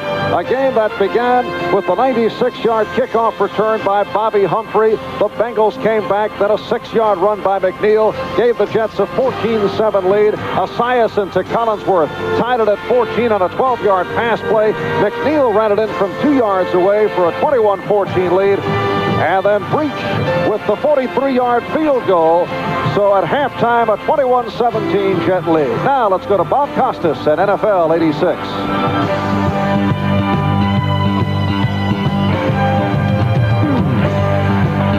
Welcome back to NFL 86. Bob Costas with Paul McGuire and Ahmad Rashad. Let's take a look at highlights. Some of you in our audience are watching the Jet-Bengal game. Let's go to Riverfront Stadium and take a look at some of what transpired in the first half. The Bengal mascot plenty nervous, and he should be. Bengals have to win today and then hope for help with either Kansas City or the Patriots losing to get a wild card berth. And here's how it begins for Cincinnati in disastrous fashion. Bobby Humphrey takes it on the opening kickoff, and 96 yards later, he's in the end zone. The Jets trying to snap a 4-game losing streak, have a 7-0 lead. After Stanley Wilson's 2-yard touchdown run tied it, the Jets fake a field goal and do it perfectly. Ryan pulls it away at the last second. Leahy does his part to make it look good, and Ryan scampers 11 yards on the fake to give them 1st and goal at the 6. It's Freeman McNeil's turn from there. He'll take it in from the 6-yard line, and the Jets have the lead at 14-7. Now we move to later action in that same second quarter, and Boomer Esiason is about to tie it. On 1st and 10 from the Jets' 12-yard line, he'll find the great veteran Chris Collinsworth. He's in, and it's even up at 14. The Jets patch together a drive of their own with just 38 seconds to play until halftime. In goes McNeil for his 2nd score of the day, and it looks as if that'll end it, but Cincinnati is able to come back quickly and get close enough for Jim Breach to drill a field goal and cut it to 21-17 at the half. Ahmad? Bobby, you know, the Jets still haven't got their high-flying offense back on track. Their problem has been that their wide receivers have not made any big plays in the last 4 games. As a matter of fact, in the last 4 games, it's been McNeil and Schuler who have caught the majority of passes. Now, they're doing very well right now, 21-17, but it's all on running. They got to come back. They got to hit these outside guys to get their offense back on. You want big plays? Kansas City special teams have turned in big plays today in Pittsburgh. Chuck Noll's Steelers have been playing very well. In fact, they've got some of the fans at Three Rivers downright insane. There they are. But watch what happens as Harry Newsome attempts to punt. This is in the first quarter, and it's blocked. Deron Cherry will come up with it for the touchdown, and the Chiefs have a 7-0 lead. The first of 3 touchdowns in the first half produced by Kansas City special teams. The score was 10-3 in the second quarter when Gary Anderson's kickoff following a Steeler field goal was taken by Boyce Green. He brings it back 97 yards, and the Chiefs lead 17-3. It was 17-9 in the closing seconds of the second quarter, 17-6 I should say, when Gary Anderson tried to make it 17-9, but instead it's blocked, and Lloyd Burris picks it up and scampers 78 yards. It's a 10-point turnaround. Instead of the score being 17-9, it's 24-6 at the half in favor of Kansas City. Chiefs don't have to watch the scoreboard. If they lose this game, they're out of the playoffs. If they win, they've cinched a wild card. Paul? And the special teams coach will get the game ball if they go on to win this football game. It's a dream for a special teams coach. You know, you're scoring scoring every way you can. The offense of the Kansas City Chiefs all year long struggling. Defense playing extremely well. But when you have your special teams and when you play 16 games in the National Football League, Bobby, the special teams can either win or lose 4 of those games for you. And it looks like the Kansas City Chiefs special teams will win this game for them. It looks like the Washington Redskins might go into the playoffs with a 3-game losing streak. At the half at Veterans Stadium, Philadelphia leads them today 14-0. San Diego is at Cleveland. The Browns already are champs of the AFC Central. They've already got home field throughout the AFC playoffs, but they'd like to finish 12-4, and they lead 20-10 at home against the Chargers after the first half. Ozzie Newsome along the sideline. He's got at least 1 reception in 114 consecutive games. Razzle-dazzle in the first quarter. The handoff to Herman Fontenot. Fontenot will take that handoff from Kozar and then throw to the wide-open Webster Slaughter. The rookie's in for a 46-yard touchdown and a 7-0 Cleveland lead. But anytime you go up against Dan Fouts, you can't be certain of victory. It was 14-0 Cleveland when Fouts got into the act. He hits Wes Chandler with a 19-yarder, cuts it to 14-7. A Ralph Bernerschke field goal of 40 yards made it 14-10. But watch this. Just before the end of the half, Brian Brennan catches a long pass from Kozar. Nobody touches him. So he bounces up at the 8-yard line and goes in for the touchdown, which gives Cleveland the lead at 20-10 at the half. Minnesota at halftime playing at home in front of the Saints 30-3. Wade Wilson in for Tommy Kramer. Kramer is the NFC's starting Pro Bowl quarterback, but he's out with an injury. Wilson has thrown 3 first-half touchdown passes. The Falcons, after a strong start, have lost 7 of their last 8, but finishing up the season at Pontiac, they lead the Lions 14-0 early in the third quarter. The Oilers and the Bills. Jim Kelly threw a 12-yard touchdown pass to Chris Burkett just before halftime to bring the Bills within 3 at the Astrodome, 10-7. The Cardinals have gotten 2 punt returns for touchdowns by the rookie from BYU, Vi Sikahema. Sikahema will play special teams for the NFC and the Pro Bowl. One of the few bright spots in the season for the Cardinals, who are 3-11-1. Neil Lomax has a 2-yard touchdown run as well, and the Cardinals, playing at home, lead Tampa Bay 21-7. If Tampa loses this game, they've got the first draft choice this year, no matter what Indianapolis does later today against the Raiders. And of course, that first pick could be Vinny Testaverde. Back after this from your local stations.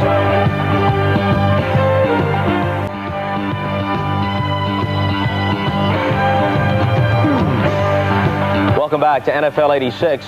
You know, the new modern ballparks, in a way, I guess they make sense. After all, they're convenient. They have larger seating capacities in most cases. They provide an opportunity for skyboxes. They're better constructed.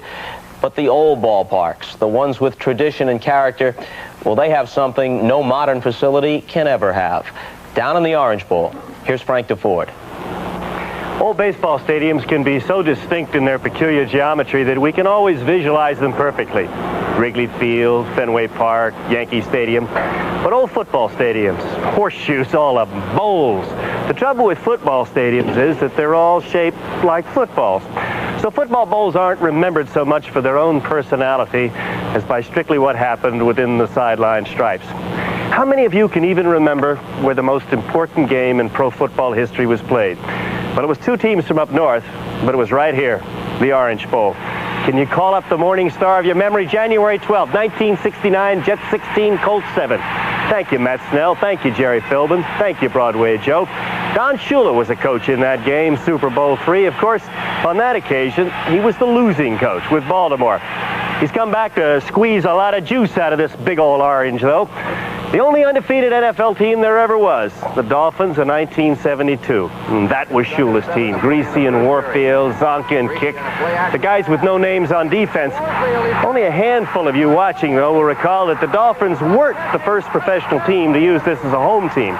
There was a club known as the Miami Seahawks who played here for 1 season in the old All-American Conference just after the war, back when Florida was some faraway place waiting to be discovered by air conditioning and Walt Disney.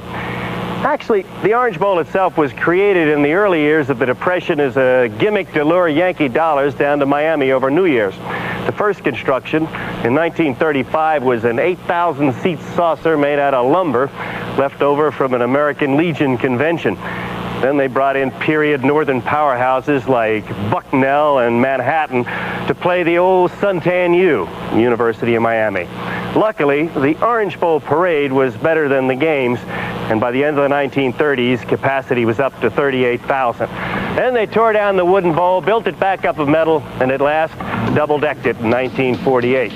The Dolphins moved in here in 1966. And if you've forgotten every other game they ever played, you'll never have this one slip your mind. San Diego versus Miami in the playoffs, January 1982. The Dolphins' famous hook and trail, struck to Harris to Nathan. But Kellen Winslow, with 13 receptions, carried the Chargers to exhaustion and a 41-38 victory. And of course, because it's sunny Florida, the wonderful thing about the Orange Bowl is that it's always a beautiful day for a football game. Come on down. But now the Orange Bowl is going to be turned back strictly to the colleges. When New England plays Miami here tomorrow night, it'll be the end of the Orange for play for pay. The Dolphins will begin their schedule next summer in their own stadium a few miles up the road here at the Broward County line. It'll be beautiful enough, $100 million, 73,000 seats, everyone with a chair back, luxury boxes, parking for 14,000 cars, closed-circuit TV, and all the concession stands. All new and improved. So I think I'll take a little old Orange Bowl grass for a keepsake from this old place. In fact, the only thing the Dolphin Stadium won't have is ghosts. The ghosts stay right here at the Orange Bowl. The ghosts go with the place. Take it easy, guys. Back in Cincinnati, Marv Albert with Bob Greasy. The Jets leading the Bengals 21-17. On the subject of Frank DeFord's piece on tomorrow night's finale for the Dolphins at the Orange Bowl, will you be back for that final game? I'll be at the game. There are no special ceremonies planned. The Dolphin Stadium in North Miami is under construction and right on schedule. I know a lot of the teams around the National Football League will be happy that the Dolphins are leaving the Orange Bowl because they had a high percentage of wins in that stadium. And, of course, the teams that are going down to play say, let's try another stadium. Maybe they can win in that stadium, maybe they can't, but we know they can win in the Orange Bowl. Well, you know Shula will establish some kind of home field advantage at the new stadium. I imagine you'll be protected by massive security to keep people away from you tomorrow? Yeah, my normal entourage, my son, my wife, whatever, you know. Right. Ferdy, Pacheco. Oh, the flight doctor will be on hand. Yes, the flight doctor. I know folks out there are real thrilled with that. It must be. Right. As we mentioned earlier, it has been a schizophrenic season for both the Jets and the Bengals, but particularly the Jets, who started out with a record of 10-1 at one stretch, won 9 in a row, and this is the way things have gone for the Jets this season. Well, they've kind of started off, they kept going, and they were going up and up and up, and then at the very end, at the inconsistent part, they went straight down. Now, on the other side, the Bengals, their season has been a little bit different. They've been up and down and up and down. They've never lost more than one game in a row. So their season is inconsistent, but they feel like as long as they have not lost 2 games in a row, they're going to be very confident coming out this second half. Boy, you really can tell a story with that telescope. Yes, sir. All right, the kickoff returned by Stanford Jennings. And we're underway in the second half. Checking out the first half statistics, the Bengals with the slight edge in terms of time of possession, and a good half for Boomer Esiason, 13 out of 17. Total yardage, the Bengals way ahead of the Jets, but not on the scoreboard. Jets with 4 possessions, 2 touchdowns out of 4 possessions.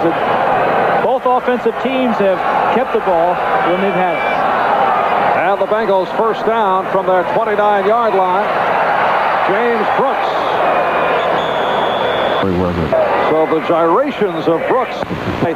Kevin McArthur. McArthur had 7 tackles last week in the game against Pittsburgh. He's done well filling in since the injury suffered by Lance Mel. McArthur was in the Jet training camp this summer for a 3rd straight year. He had spent some time with the Raiders 2 years ago, and now is a starter with the Jets because of all those injuries suffered by the Jets. Second down and 5 at the 34. Brooks in motion. And Wilson picked up a yard. Marty Lyons, who, as we mentioned earlier, is playing hurt, bothered by a sore shoulder, but has been able to hang in. Several of the Jet players are scheduled for surgery after the season. Lyons is one of them with that shoulder, and as we mentioned, he's out there playing on guts alone. Third down and 5. Plecko and Reggie McElroy underwent surgery earlier this week.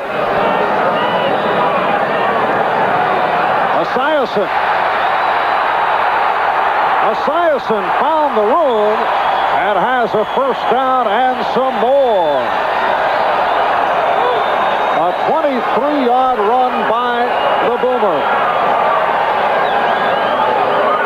As mobile as Esiason is, he is not known as a scrambling quarterback. He's only scrambled 39 times this year and only averaged 3.0 yards per carry. This time he picks up quite a few more than that.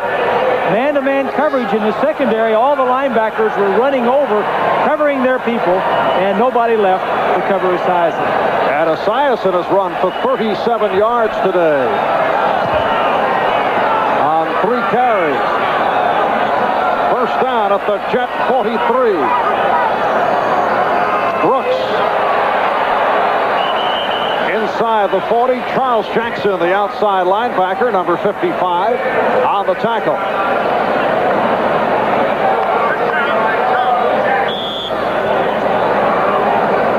A win for the Jets today would give them home field advantage in the wild card playoff game next Sunday if the Patriots beat Miami tomorrow night. And if New England loses, the Jets win the division whether they win or lose today.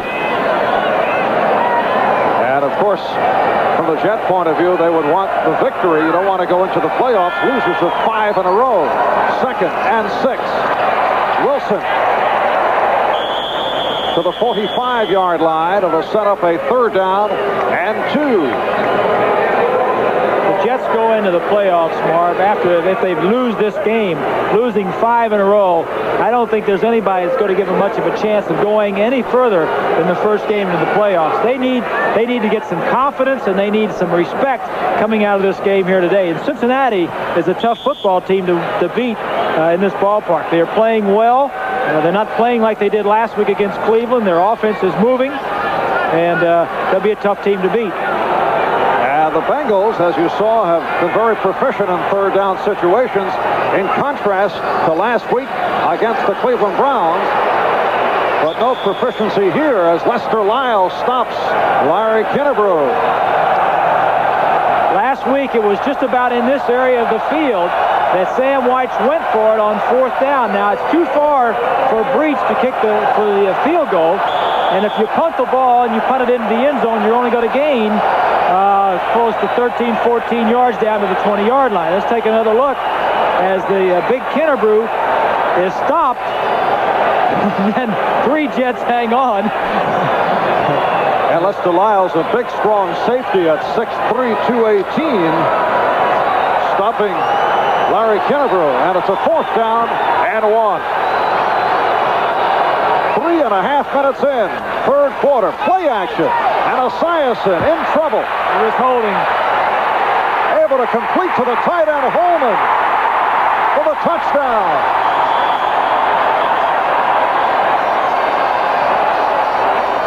A flag thrown, it appeared to be against the Jets. 55, defense, decline, touchdown, good. The Jets made 2 big mistakes. First of all, they held Holman at the line of scrimmage, giving the Bengals a first down. And then after they held him, they didn't go covering. They saw Esiason running around. They let him go. He was 10 yards behind the secondary.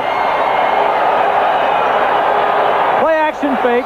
Holman is being held. Now look to the top of your screen. You're not going to see it here, but Holman, he was the one that was held at the line of scrimmage, and then they let him go. And then he catches the ball for the touchdown. Good play by the Bengals, though, continuing with the play. You're right, the Jets froze a bad play. Charles Jackson was the man called on the hold. And here is Breach attempting the point after.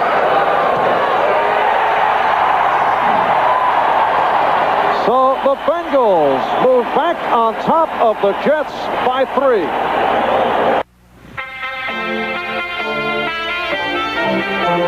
Today's game is brought to you by BMW, the ultimate driving machine. To arrange a thorough test drive, phone your nearest BMW dealer. By Nikon, we take the world's greatest pictures. And by AT&T, the right choice. On a 24-degree crisp day at Riverfront in Cincinnati with Bob Greasy. I'm Marv Albert. Head coach Sam Weiss checking the field out. Each of the last 5 possessions have resulted in scores by either the Jets or Cincinnati. Let's see what happens here as Bobby Humphrey returns. Good coverage by the Bengals.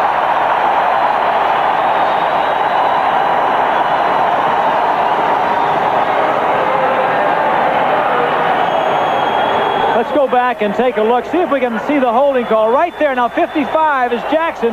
He's holding on to Holman to the right side of your picture. Still holding him. Now Holman throws his hands up and says, what's going on? Now the flag comes in and says, yeah, you got holding. Now the touchdown and the score for the Bengals. And this crowd urging the Cincinnati defensive unit on the Jets' first down from the 19 as McNeil peels off.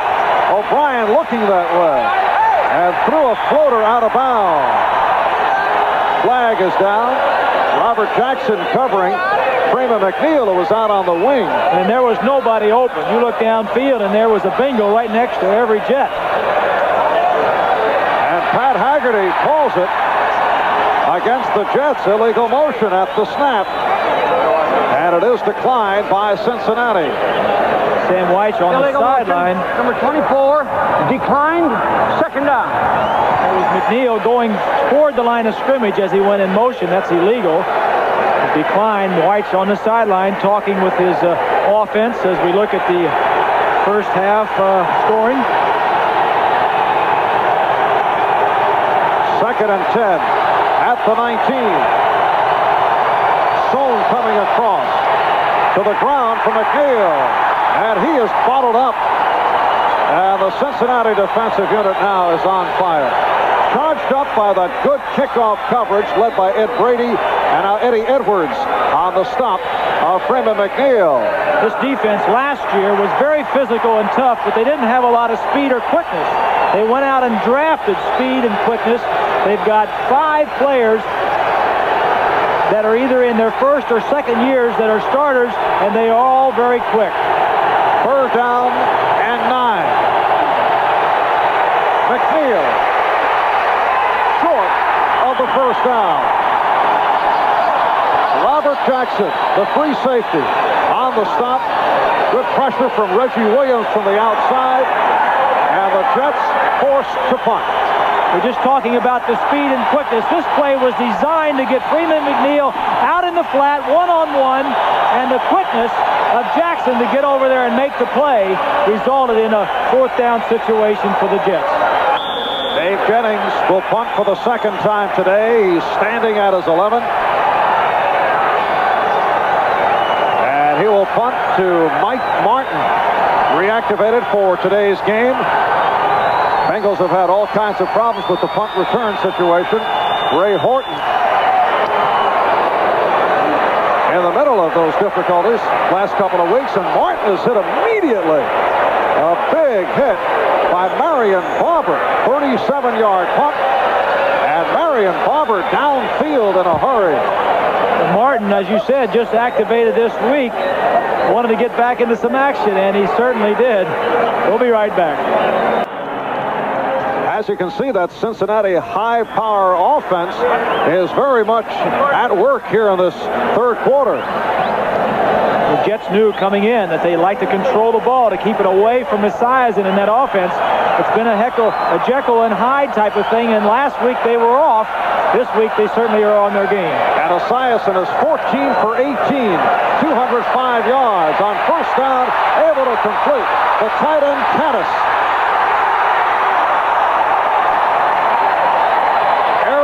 Caddis, the rookie from Michigan, on a long pass play for the first down for Cincinnati. Jets on an all-out blitz.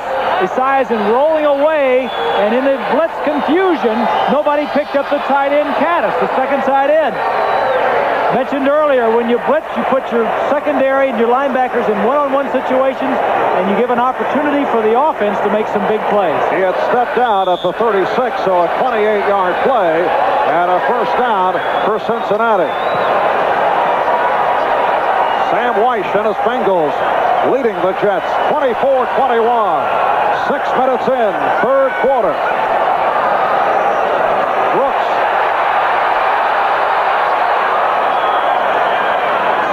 Run out by the free safety, Harry Hamilton. Kansas City leading Pittsburgh now 24-6. For Cincinnati to get into the playoffs as a wild card, they must win here against the Jets and then hope for a loss or a tie by Kansas City or a loss tomorrow night by New England against Miami. Sam White said he hopes that the scoreboard is not working as far as the Pittsburgh-Kansas City game. He didn't want any of his players looking up there, but I think the score now, they can start looking up. Second down and 5. Esiason in trouble. Gets it away. And completes for the touchdown. Eddie Brown on the score, but a penalty marker is down. Jerry Holmes says it's going to be on the offense, but let's get the call. Offensive pass interference, number 81. And it was Brown pushing off, so they'll bring it back. Well, as soon as the ball was caught by Brown, Holmes immediately started giving the push sign and looked at the back judge, and the flag was right there, and the call was made. Again, Marv, the Jets in a blitz mode, sending their linebackers in one of their corners, and when you do that, you can make some big plays. Esiason can scramble around. Offensive pass interference, number 81.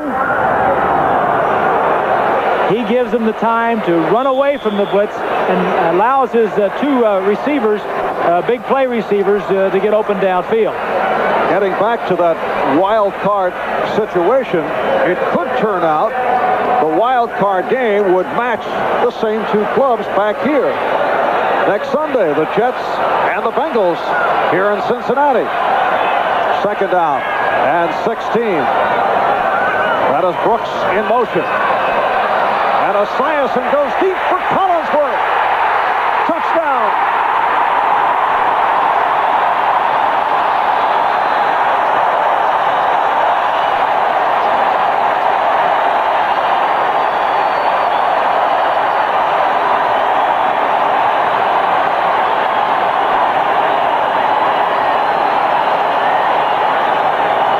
Collinsworth has Carter man-to-man. He makes a move to the outside.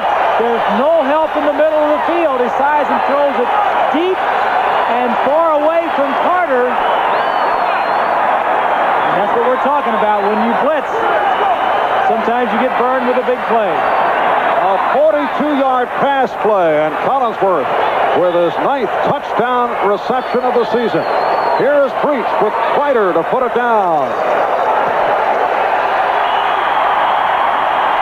3 plays, 64 yards. The Bengals lead the Jets by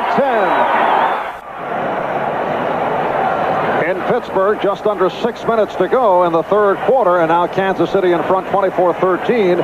Quarterback Mark Malone just ran one in from 9 yards away. And here at Riverfront in Cincinnati, the Bengals lead the Jets 31-21, and the Bengals on fire. With 8:40 left in the third. The kickoff by Breach. Humphrey to the 20. Did not get out of the crowd as he moved to the 25-yard line. And the Bengals are all sparked up. Let's go back to the touchdown, Marv. Here is the safety, Hamilton. He's going to come out of the middle of the field because of a blitz. The wide receiver is going to go down the field in the bottom of your screen. Now watch Hamilton come out.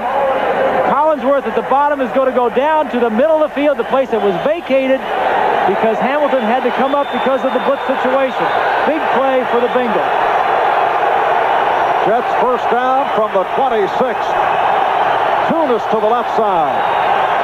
And it's McNeil out to the 30. All right, set for an update and a rare appearance by Bob Costas at NFL 86. Just a cameo entirely for your enjoyment, Marv. Here's Mark Malone off the play fake, takes off left side, picks up a block, 9-yard TD as he cuts back, and it cuts Kansas City's lead to 24-13 in the third at Pittsburgh. As you know, Bengals need a win of their own and either a Chief or a Patriot loss. Thank you, Bob. A 2nd down and 5 at the 31. O'Brien with the time and then brought down. David Fulcher, the strong safety, coming up with the first Cincinnati sack of the day and his 2nd of the year. And you saw the frustration on Joe Walton's face. O'Brien looking to Al Toon to go deep. Now, he wasn't there, but he's trying to make something out of it. He waited too long. He should have come off to his outlet receiver. But sometimes when the plays aren't there against the defenses you're hoping, and you're trying to force things to happen, you hold the ball too long. He should have given up and hit his outlet. Most of the Cincinnati blitz work has gone up the middle. Wouldn't you think that O'Brien would be moving out of the pocket? And now he is in trouble. McNeil for a loss. Lewis Breeden on the stop of Freeman McNeil.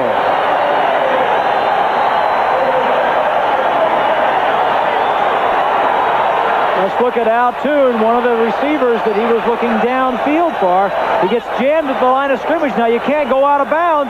He's done for the play. Phillips did a nice job of pushing him out of bounds, and if there's one word to describe the Jets right now, Marv, it's frustrated. You could see it on Walton's face. You could see it on O'Brien's face. They needed to make some big plays. They're all pressing to make one big play to get them back in the game. How about another word? Rattled. Battered and bruised. How about those two? All right, Jennings punting for the 3rd time.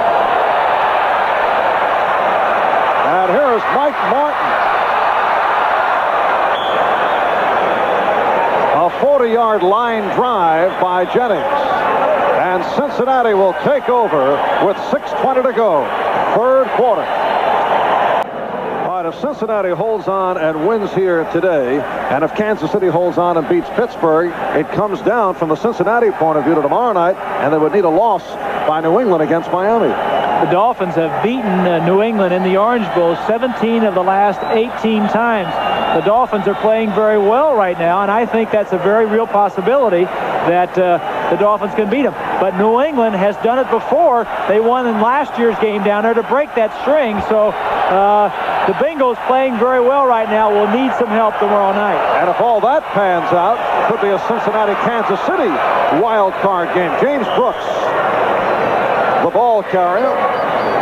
On the 1st down play, Tom Baldwin, the nose tackle, making the stop. Kansas City in front of Pittsburgh, late 3rd quarter. Philly leads Washington. And Cleveland having an easy time against San Diego. Minnesota walloping New Orleans. And Atlanta leading Detroit. 2nd and 7 at the 42. Stanford Jennings has come on as a running back. 5:40 left, 3rd quarter. Nice fake. And Esiason, who took a hit, goes incomplete. The intended receiver, the tight end Eric Caddis. And Esiason shaken up. Boomer Esiason emerging last year after spending his rookie season learning the trade. Last year finished 2nd of the AFC behind Ken O'Brien, completing 58% of his passes. And having an excellent day today. 16 of 21, 275 yards. And as you can see, O'Brien struggling once again. Only 84 yards through the air. 3rd down and 7. And the Bengals have done it in 3rd down situations today. You can see the Jets up there, his size and checking off. Now watch and see if the men behind the line come or if they drop off. No blitz. And Esiason runs for the 1st down. Once again, demonstrating the mobility. He has run very well. Esiason was fooled at the line of scrimmage. He had checked off expecting a blitz. He called something, a quick slant pattern probably.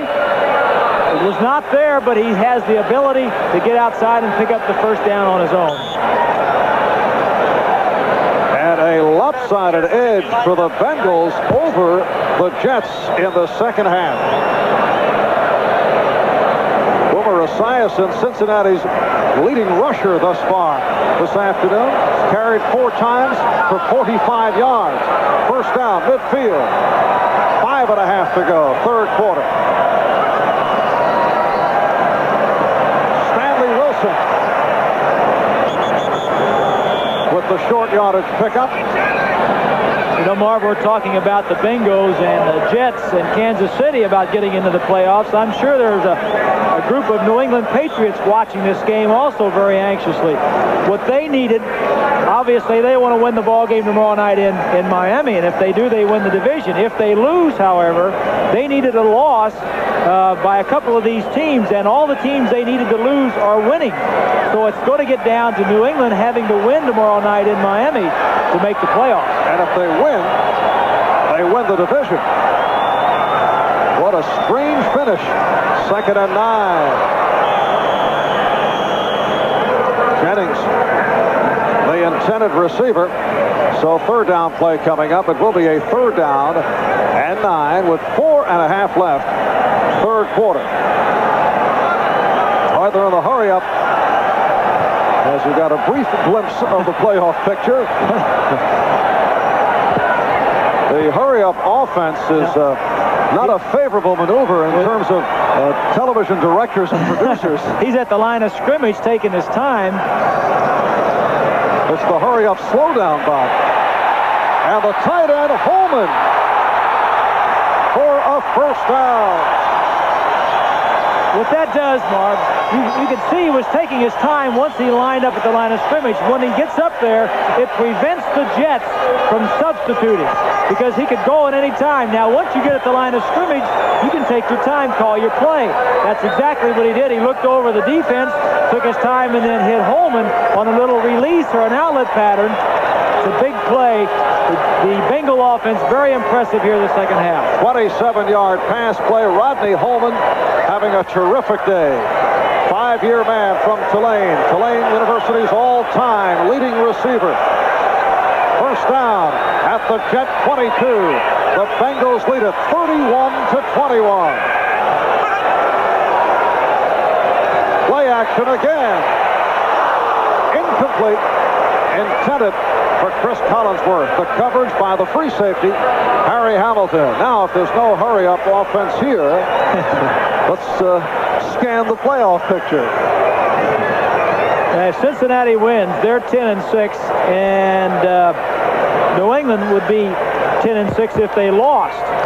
Seattle is 10-6, and Kansas City would be 10-6, and New England has already lost to Cincinnati and to Seattle. So they'll need to win tomorrow night. 2nd and 10. Esiason for Collinsworth and a first down. Hamilton on the tackle. And Boomer Esiason getting the time throughout the afternoon. Well, you're looking at two different offenses and two different quarterbacks. One's on a roll, and the other one has had his roll, and he's struggling.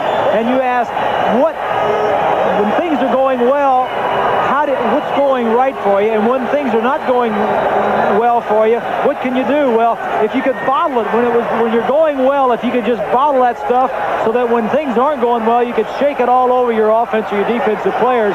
But it doesn't work that way. Esiason is on a roll. And a first and goal from the 10. Esiason completing. Kennebrew. Crowd reacting to Larry Kennebrew.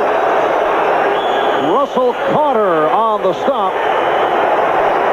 For those of you who have been watching the Buffalo Bills and the Houston Oilers, we apologize for the technical problems, but we're delighted to have you with us. Marv Albert, Bob Greasy from Cincinnati. A Jet player is down. The Bengals lead the Jets 31-21. 3:21 to go in this third quarter. And when we resume, Cincinnati will have a second and goal from the 2. Russell Carter is the injured Jet player. Take a look at the play now. He fakes to Kennebrew. Now he's looking downfield. Kennebrew is going to slide through the line of scrimmage and just over Lyons' hands. Now watch the first man just fall off of him. That's Crable. Doesn't even phase Kennebrew, who's about 265 or 70. 3 Jets on the tackle. Carter still on the ground being attended to by trainer Bobby Reese. Russell Carter has had an injury-plagued career. They are just underway fourth quarter, and Pittsburgh showing some signs of life. They have it 3rd down and 3 at the Kansas City 13 as that fourth quarter gets underway, and we'll keep you posted. Russell Carter in his 3rd season out of SMU. The starting right cornerback for the last couple of years has been in and out of that Jet lineup. Head coach Joe Walton. It's been a tough year for Walton and the Jets. I mean, they were, if you would have stopped the season after 11 games, Walton wins the coach of the year. O'Brien is the MVP, but it doesn't stop. It goes on. Walton has had a history of coming out of the chute very quickly, and his teams have faded toward the end of the year. But they made the playoffs. They did not back into the playoffs. They earned their way in. They won 10 games early in the season, and if 10 games is good enough, this take another look. As it looks like Carter going head-to-head with Kennebrew may have been suffered. I think he just got knocked loony a little bit. And the Jets have been battered by injury, but if the Bengals do hold on and win here, a brutal way for the Jets to enter the playoffs with 5 consecutive losses. Kennebrew and Wilson are the running backs. Second and goal from the 2. Play action.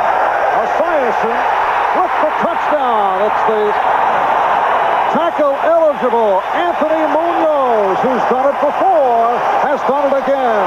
He has 2 catches this year, both the touchdowns, and I wonder if that long delay, Munoz wasn't over on the sideline lobbying Sam White, saying, hey, let's do it, let's do it. Anthony Munoz, who is headed to the Pro Bowl for his 6th straight year, not on the strength of his touchdown receptions. But I'm sure that they're going to say he's going to, because they only have 2 tight ends at the Pro Bowl, he'll be the 3rd one. He'll probably be asking the coach, hey, I've got 2 touchdowns. Let's put a tight end eligible or a tackle eligible. A 16-point lead for Cincinnati, and here is Breach giving the Bengals a 38-21 lead with 2 minutes and 54 seconds to go in this 3rd quarter. Well, when you're winning, you're all smiles. Play action fake. It took Munoz a while to get out there to clear all of the defensive men. He jumps into the air. All right. Munoz closest. It took him a while to get released, but Esiason knew that it would take time. Just scrambled around a little bit, bought some time, and now Munoz says there's nothing to it. 6'6", 278 pounds. In his 7th season out of the University of Southern California, Anthony Munoz gets on the scorecard. SC, the alma mater of our producer, David Neal. Now Pittsburgh settling for the field goal, so they're early 4th quarter, and Kansas City in front, 24-16. You got to say something too, Marv, about the Steelers and how well they're playing lately and fighting back. They're not in the playoff picture at all, but they're playing for the other teams that are scrambling to get into the playoffs, and the Steelers giving it their best shot. And Chuck Noll, I think you have to give him credit for getting his team up to play. Steelers blasting the Jets last week, 45-24. Kickoff by Breach. Some confusion as Townsell takes it. JoJo Townsell putting the speed on. And a fumble. Down. Well, he was down first, so The whistle blown. A 41-yard return by JoJo Townsell. Ron Simpkins on the stop for Cincinnati. This punt coverage by the Bengals is not working. 49 on the return. Holding on Page on the return. But every return that the Jets have had, kickoff return, they have done very well. And I'm sure that Sam White is going to have to take a look at that theory about the coverage on kickoffs.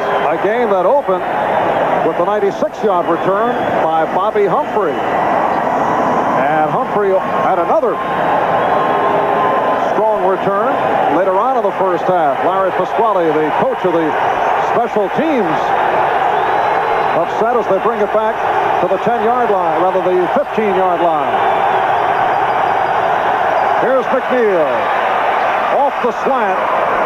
Has the first down. Well, that was a big play, that kickoff return, taking that away from the Jets because the Jets were out near the 50 if they have any hopes of getting back in the ball game. 17 points down. They still have the fourth quarter to play, but that was a big bonus for them to come out to midfield. Cincinnati Bengals have scored each of their last 5 possessions. Larry Pasquale takes great pride in his special teams. Another good run by McNeil, able to pick his way for the first down. Stopped by the outside linebacker, Reggie Williams.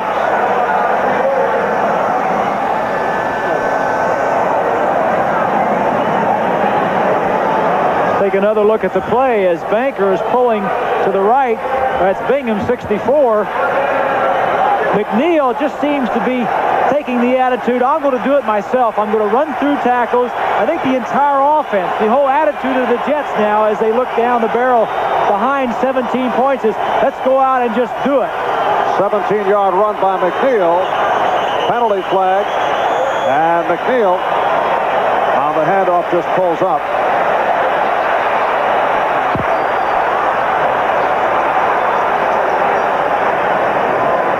Mickey Schuler had some words. One of the Bengals. Ball start. Number 64, offense. Guy Bingham, the left guard. Joe Fields was not supposed to play because of a back injury, but he has been in there right throughout.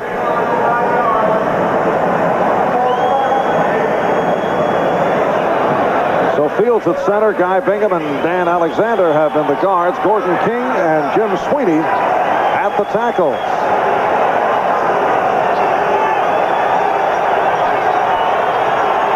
The Jets now first down and 15 from their 39 with 1:10 left.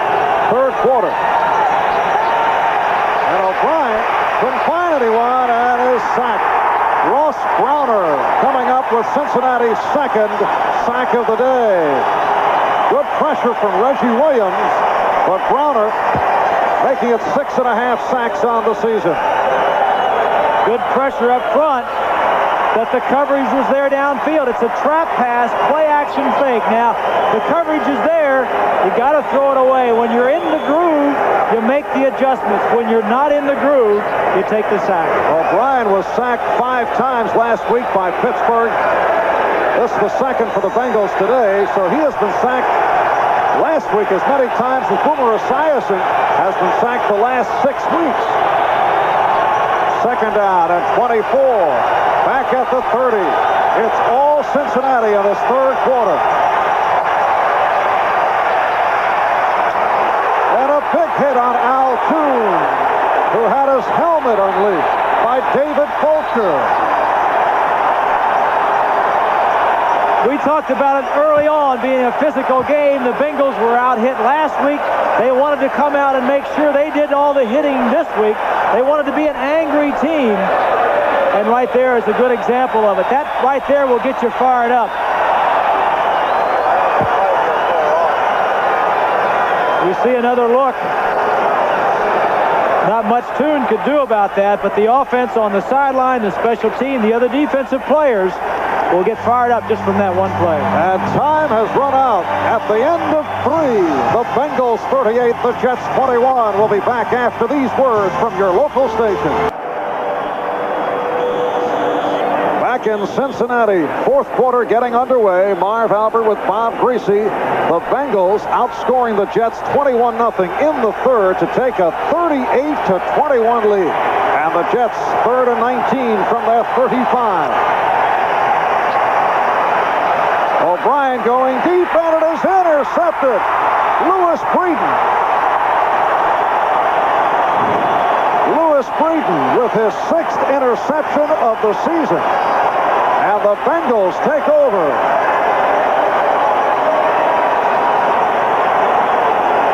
Zone coverage. Breeden's going to let him go. Now watch Breeden. He lets him go. Now he's going to hurl. Breeden still sees the ball coming, comes back to the inside right there, and makes the interception. Marv, it's just amazing how well O'Brien was playing early on, and he wouldn't try to force that ball in there. But when you're trying to make things happen, early in the season they were ahead of everybody. Now they're behind, and they have to try and make plays, and they're not doing it. Second interception of the day thrown by O'Brien, 19th on the year.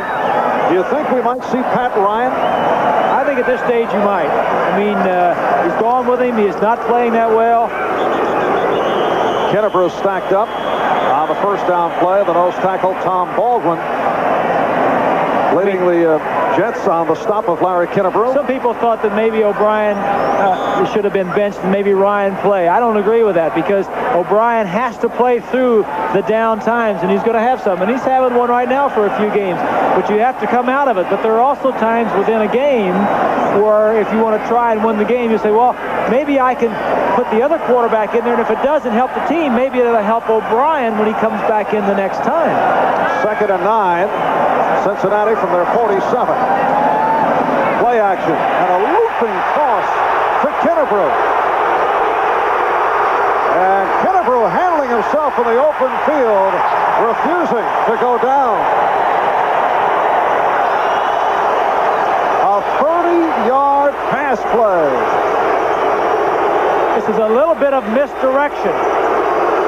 As you see, one guard pulling one way, another guard the other way, and the other guard, number 28, catching the football. He weighs as much as those other guards. You may want to call him a guard. Kennebrew doesn't want to go down. Holmes gets a free ride. And everything is going right for the Bengals. Bob, you get the idea that Jet defense is virtually helpless against the Bengals in the second half? In the second half, you know, we've said they're battered and bruised. Their morale is down right now. The attitude of the Jets is probably as low as it's been in the last 4 or 5 weeks. Cincinnati, first down at the Jet 20. Collinsworth to the left. Brown goes slot left. That's Brown 81. And Brooks split to the right. Fumble by Kennebrew. And Crable may have recovered for the Jets. He did. So Bob Crable on the recovery, and the Jets take over. The second turnover in today's game for the Cincinnati native, Bob Crable. As you take another look, Kennebrew has been in the doghouse because of weight and fumbles, and right there, he may be back in the doghouse. Bob Crable played his high school ball at Moeller High here in Cincinnati, coming up with the fumble.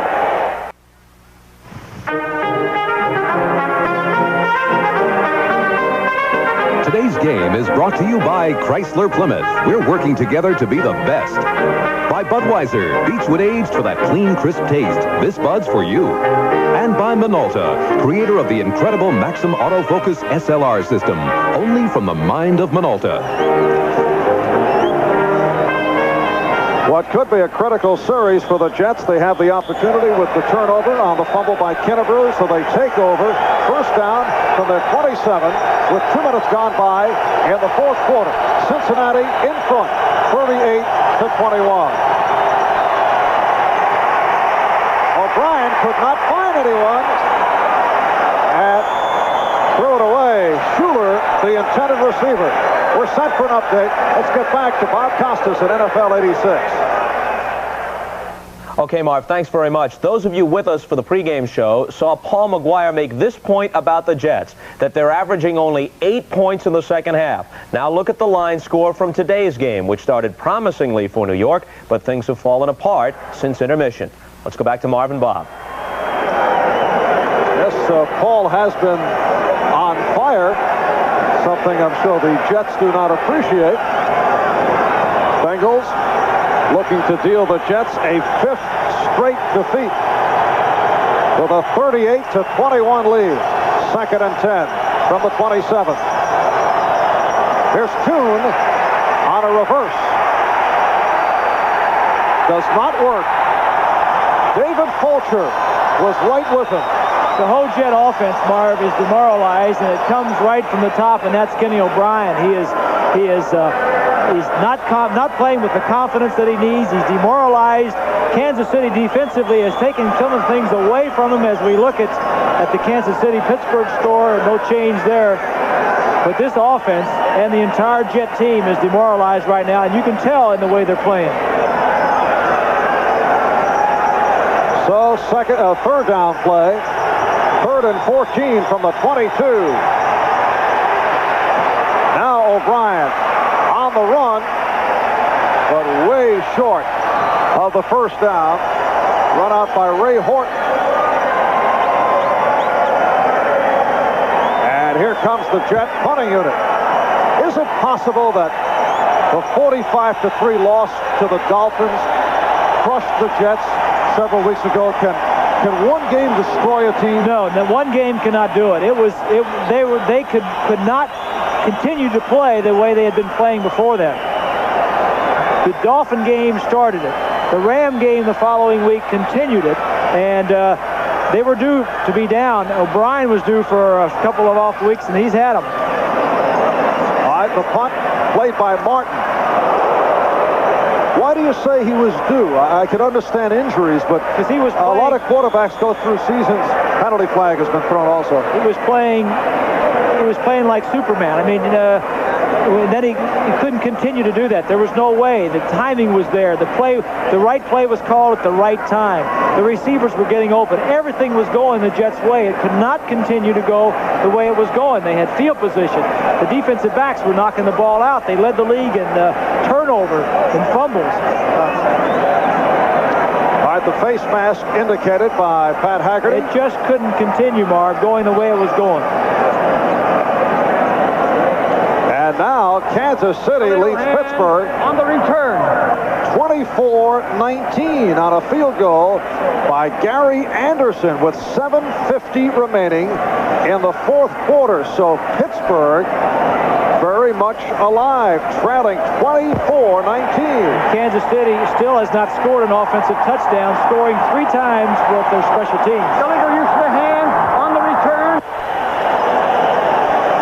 Crowd reacting to that Pittsburgh-Kansas City score, and we'll take a break. Here in Cincinnati, the Bengals blowing out the Jets in the second half, lead it by 17. Some of you along our network will be switching over to Houston and Pittsburgh. So you'll join up with Don Crickey and Bob Trumpy, I should say, Kansas City and Pittsburgh. Here's a reverse fake, and Brooks has the first down. 20-yard run by James Brooks. Rich Miano ran him out. Sam White's now going to his bag of tricks. Fake reverses. You know, I always thought that was taking one man out of the blocking when you sent your flanker around, but obviously sometimes these things are going to work, and when they do, you look good, but when they don't, not so good. But everything is rolling Cincinnati's way here in the second half. James Brooks in his 6th season out of Auburn. First down at midfield. And Kennebrew, who has run very well. He did fumble in his last carry, but Sam Weiss staying with him, and Kennebrew's had a good day. Rich Miano on the stop. That's the KC-Pittsburgh situation in the 4th quarter. Cleveland going into the playoffs with a head of steam, huh? Home field advantage throughout. You talk about hot teams and cold teams. We're looking at one of the cold teams, the Jets. Cleveland's got to be the hottest team in the AFC. They're going to have home field advantage throughout the playoffs as long as they're in it. And it's not how many games you win to get into playoffs, but it's who's hot at the right time. Unfortunately for the Jets, they're going in the opposite direction. 2nd and 1. And Kennebrew with the first down and some additional yardage down to the 25. Very tough to bring him down when he's running well. Russell Carter made the stop. 16-yard run. We can't tell you exactly how much Kennebrew weighs because I don't think anybody knows. As you see a lot of arm tackles and guys bouncing off of him, it'd probably be in the neighborhood of 270 pounds. Well, the program weight says 258, and that is generous in his favor. That was his training camp weight back in August. First down at the 25. 10 minutes to go. 4th quarter. Here's Brooks. And he's submarine. Brooks was running to the outside, following Brian Blados. Harry Hamilton on the stop. Well, no team in the history of the NFL has ever lost its last 5 games and made the playoffs. The Jets are assured of a playoff spot, at least of a wild card spot at the very least. I think that speaks well of how well they played early. They were obviously 10-1, but they've not played well of late. 2nd down and 6. Down at the Jet 21-yard line. Esiason for Collinsworth. And Collinsworth able to get away from Holmes for the touchdown, his 3rd of the day. A 21-yard touchdown pass play. Exactly the way the play was designed, Marv. You get one-on-one on a wide to your wide receiver on your defensive back. The thing that's amazing about Collinsworth is he's 6'5" and still has the foot speed, and he's quick enough to get around somebody. When you're a defensive back out there on an island, you just want to come up and make the tackle.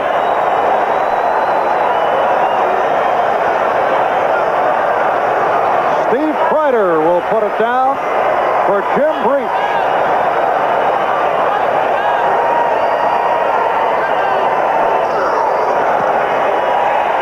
So the Bengals have now outscored the Jets 28-0 in the 2nd half and lead it 45-21. Reminds me of last week when the Steelers scored 28 unanswered points against the Jets. As we go back to the touchdown, it's a little stop pattern now. Holmes needs to come up and just make the tackle and wait for help to arrive. He goes up and Collinsworth runs around him. Bengals can do no wrong. They have, like we said earlier, the 2nd offense total yardage-wise in the National Football League. They have a lot of guns, but sometimes they come to the ballpark and they're not loaded. Today, they're loaded. Kenny Anderson, who has had a relaxing afternoon, 37 years old, a 16-year pro, had a brilliant career, making it to the Pro Bowl 5 times, and now the man backing up Boomer Esiason. I asked Anderson if he's going to come back next year. Play says, well, it's Players Association's going for a new contract. He says, I don't know, the benefits may increase some. I better come back just to check those out. So. And here's a new twist. Jeff Hayes will kick it off rather than Jim Breach. And we're told Pittsburgh in possession on its own 30 with about 6 minutes remaining in the 4th quarter. So here's the kickoff by Hayes, who did occasionally kick off with the Washington Redskins. Bobby Humphrey on the return. And good coverage by the Bengals. Down to 9 minutes left, 4th quarter. And Cincinnati leading it 45-21. That Cincinnati coverage on the kickoff return led by Leon White. A couple of records to pass on as Pat Ryan checks in, replacing Ken O'Brien. Boomer Esiason. Check that. No, O'Brien remains. Still in, yeah. Was the indication that Ryan was coming on, but O'Brien does remain for this first down at the 21. And here's McNeil.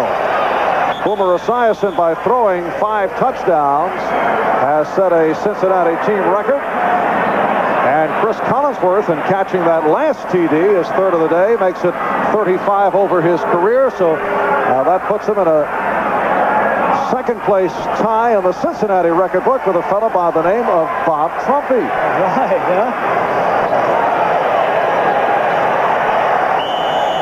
Collinsworth had problems last week against the small, aggressive man-to-man bump and run style defense of the of the Cleveland Browns, only catching one pass, but against the Jets has a little bit more freedom to move around, doing very well.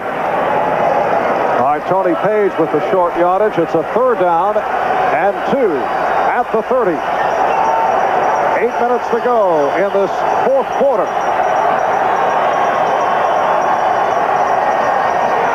And here is McNeil turning it for the 1st down. Tossed out by Ray Horton.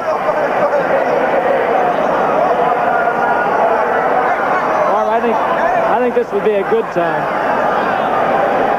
I think this would be a good time for Walton to go with Ryan, to give Ryan a little experience, get O'Brien out of the game, maybe create some positive offense on the part of the New York Jets. And it's a 1st down at the 34-yard line. Play action, and O'Brien throws it away. And let's see if we'll get a call here. No Jet receiver in sight. Good rush by Eddie Edwards. All right, Pittsburgh now with a 3rd down and 8 from their 40. For those of you particularly here in Cincinnati who are interested in the progress of the Kansas City-Pittsburgh game, we'll keep you posted on a play-by-play basis. If Cincinnati is to make it to the playoffs as a wild card, they must win today and then hope for a loss or a tie by Kansas City or a loss tomorrow night by New England. We'll be right back. Pittsburgh at the Kansas City 39, 2nd and 2 as we keep you posted on Kansas City and Pittsburgh. 2nd and 10 for O'Brien, and Schuler with the 1st down. He was surprised that there was no one around him. He looked to lateral. Hooking lateral to Page. He was wanting to lateral it a couple of times. Lewis Phillips on the stop. Final score, Atlanta over Detroit, 20-6. Jets have a 1st down, 7.5 to go in this 4th quarter, and a 45-21 Bengal lead.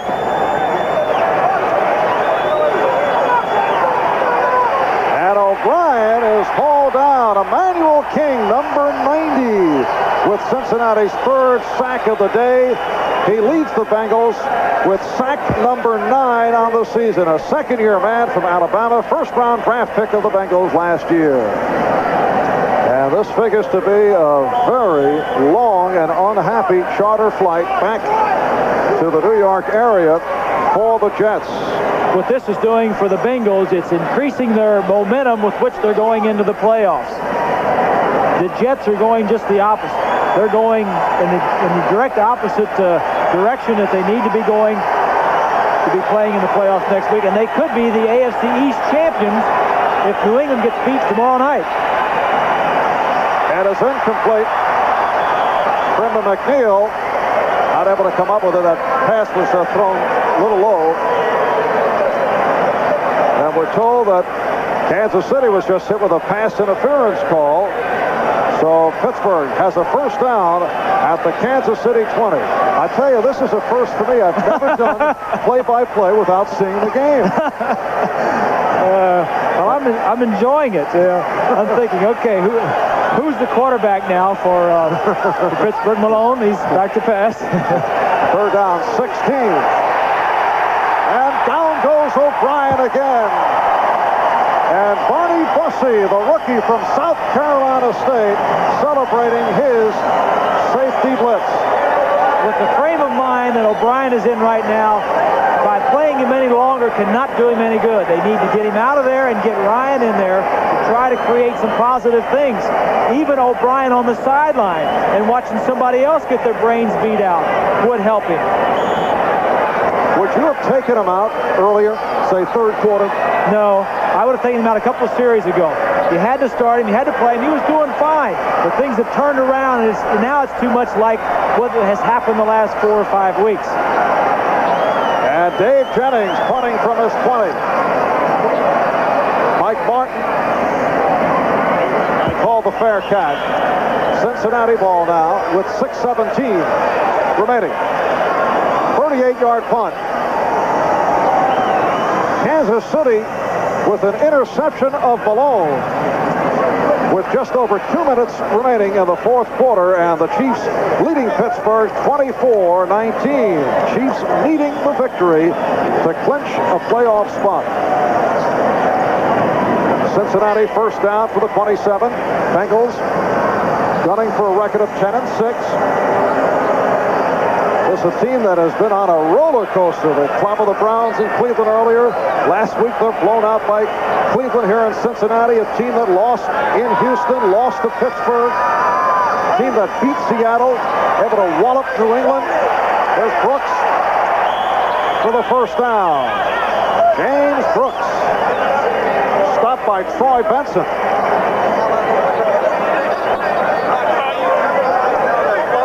Marv, 3 weeks ago, the Bengals were in New England and blew away New England 31-7. All the fans here in Cincinnati had high hopes. The Cleveland Browns were coming to town. The Battle of Ohio, they were calling it, and the Browns came to their park and just blew them away. This week, they're coming back and playing like they did 2 weeks ago when they blew away the Patriots. So you never know who you're going to get when you go to the ballpark to watch the Bengals. Brooks picked up 14, so he's run for 75 yards on the day. First down at the 40. And it's Brooks again. Down to 6 minutes to go. Fourth quarter. Tom Baldwin, the nose tackle, making the stop. The Jets coming in. Losers of 4 straight. They were belted around by Pittsburgh last week. At one point, the Jets were 10-1. They've lost to Pittsburgh, at San Francisco, at Miami, lost at home to the Rams. You know, Marv, as we take a look at the playoff picture again, I try to picture myself in the situation that the Jets are in and are going through. You know, have I ever gone through anything like that? I'll get back to that in just a minute. And a fumble. Covered up by Boomer Esiason. Set for another update. Let's go to Bob Costas in NFL 86. All right, Marv, here it is. Just over 2 minutes to play in Pittsburgh. The Steelers driving, but Mark Malone hit as he throws. A wobbly pass intercepted by Albert Lewis in Kansas City territory to end the Steeler drive, and the Chiefs cling to the 24-19 lead. Thank you, Bob. Cincinnati third down and 6 from their 44. Clock running. Out of 5 minutes to go in this fourth quarter. 30-second clock is down to 3. And Esiason with all kinds of time is Eddie Brown. Eddie Brown with some gorgeous moves. A 50-yard pass play. The coverage was there. Right now, he should have thrown the ball. Right now, he should have thrown the ball. He got too much time to throw. The secondary can't be blamed for that. It was a good job by that huge offensive line as we see Eddie Brown coming into the picture. Now he cuts back a couple of times. Big play for the Bengals. The offensive line, 2 Pro Bowlers this year, Montoya and Munoz going to the Pro Bowl, given his size and all kinds of time to throw. You know, Brooks, Collinsworth, Brown get all the notoriety of Esiason, but it's that offensive line that makes it work. First and goal from the 7, and Larry Kinnebrew bowling his way through. See the time left in this fourth quarter. And once again, Toon and Walker shut down, and this has been a story of the last 5 weeks. Kenny O'Brien has not been able to find Wesley Walker. While Brown and Collinsworth. Last week, when they only scored 3 points against the Cleveland Browns, Brown and Collinsworth were shut down for the most part by Minifield and Dixon, the two fine cornerbacks for the Browns. This week, it's a different story. Second and goal from the 2. Kennebrew is it. Touchdown, Cincinnati. And the Bengals piling it up here against the Jets.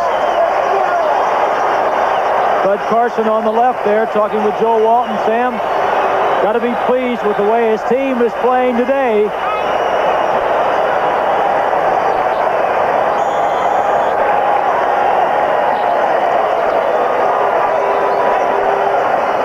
Kansas City now forced to punt from their own 20 with 2 minutes remaining in the game. So Pittsburgh will have another opportunity. Jim Breach with another opportunity. And he's been perfect. 6 plays, 73 yards, 599 total yards for Cincinnati. They now lead it 52-21. Well, the amazing thing about the Bengals is that how they can be so good one week and so bad the next week. I think that tells you a little bit about the emotional aspect of this game. If you're up and you can play, you're seeing it today in the Bengals. You're also seeing it on a season basis with the New York Jets. They were up the first 11, 12 games. The last 4 or 5 games has not been a very emotional plus for the New York Jets. And again, Jeff Hayes will kick off. I know that Breach had some problems with his back earlier in the year. And Sam Weiss has made a switch on the kickoff. It's been a very productive day for Jim Breach, who has not had a good season, but 10 points on the day.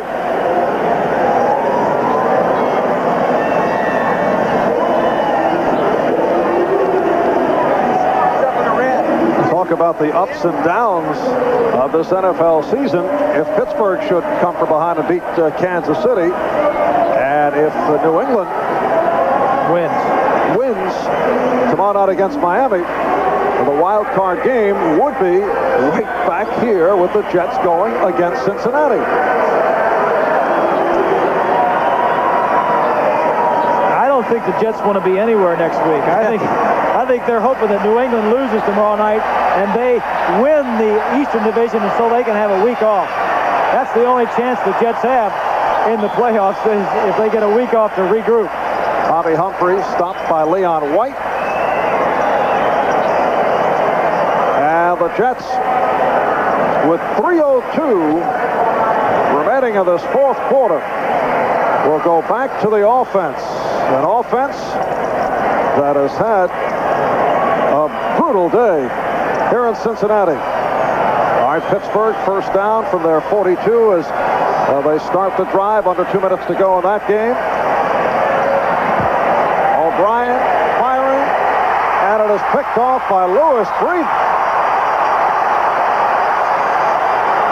There's Breeden with his 2nd interception of the day, and the embarrassment continues. I think it's a mistake on Joe Walton's part to leave O'Brien in the game, because only this can happen.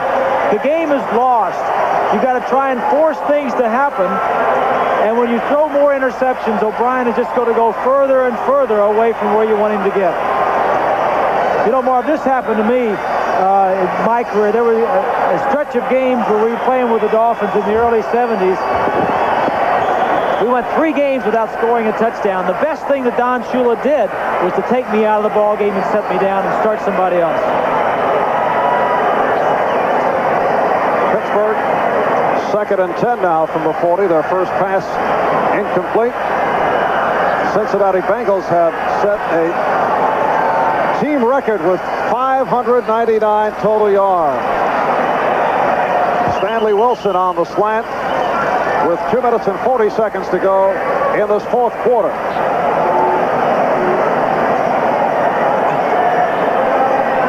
And now an 8-yard pickup. It is a 3rd and 2 for Pittsburgh at the Kansas City 48.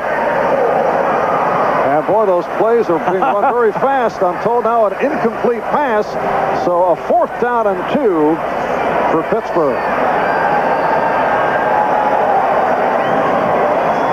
Right here, it is a 2nd and 4. for the Bengals as they play the clock down to the 2-minute warning.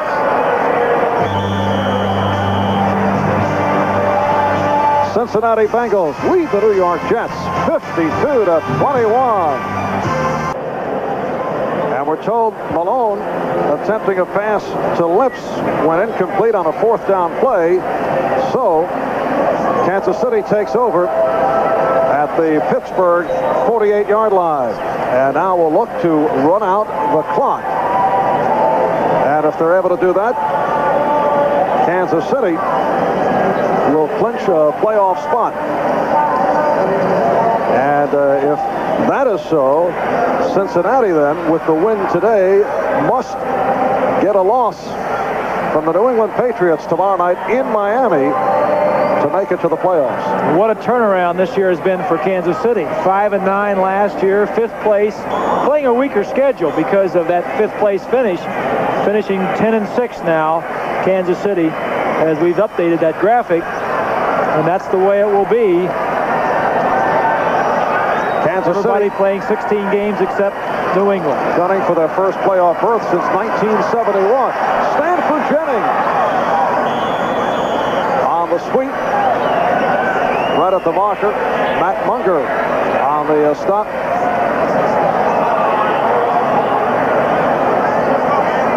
And despite the fact that Seattle caught fire the last couple of weeks, would be knocked out of it by the combination of a Kansas City win and a Cincinnati win. Correct. Thank you. You talk about hot football teams. Thank you. That Seattle team has been hot the last few weeks. Is this a quiz? Jennings picked up the first down. Clock down to 1:15 left in the game. And here's Stanley Wilson. So the Jets will finish at 10-6 with 5 straight losses. Kyle Clifton on the stop. And we're under a minute to go. Kansas City gets into the playoffs, Marv. Every other team in the National Football League has been in the playoffs since Kansas City, and we're just told that the Kansas City game is over, so the Chiefs are in the playoffs. Kansas City beating Pittsburgh, hanging on to win it 24-19. 35 seconds remaining, 2nd down play. Jennings on the carry again. 615 yards for Cincinnati. That is the most ever given up by the New York Jets. As the clock runs down, and the Jets conclude in horrendous fashion. A battered ball club going the other way after opening at 10-1 at one stretch, winning 9 in a row, and they finish at 10-6, but will go to the playoffs at least as the wild card. While the Cincinnati Bengals now have to hope for Miami to knock off New England tomorrow night. Esiason finished 23 out of 30 for 425 yards, 5 touchdowns, and 1 interception. So he is our Budweiser most valuable player, Boomer Esiason, winning MVP honors.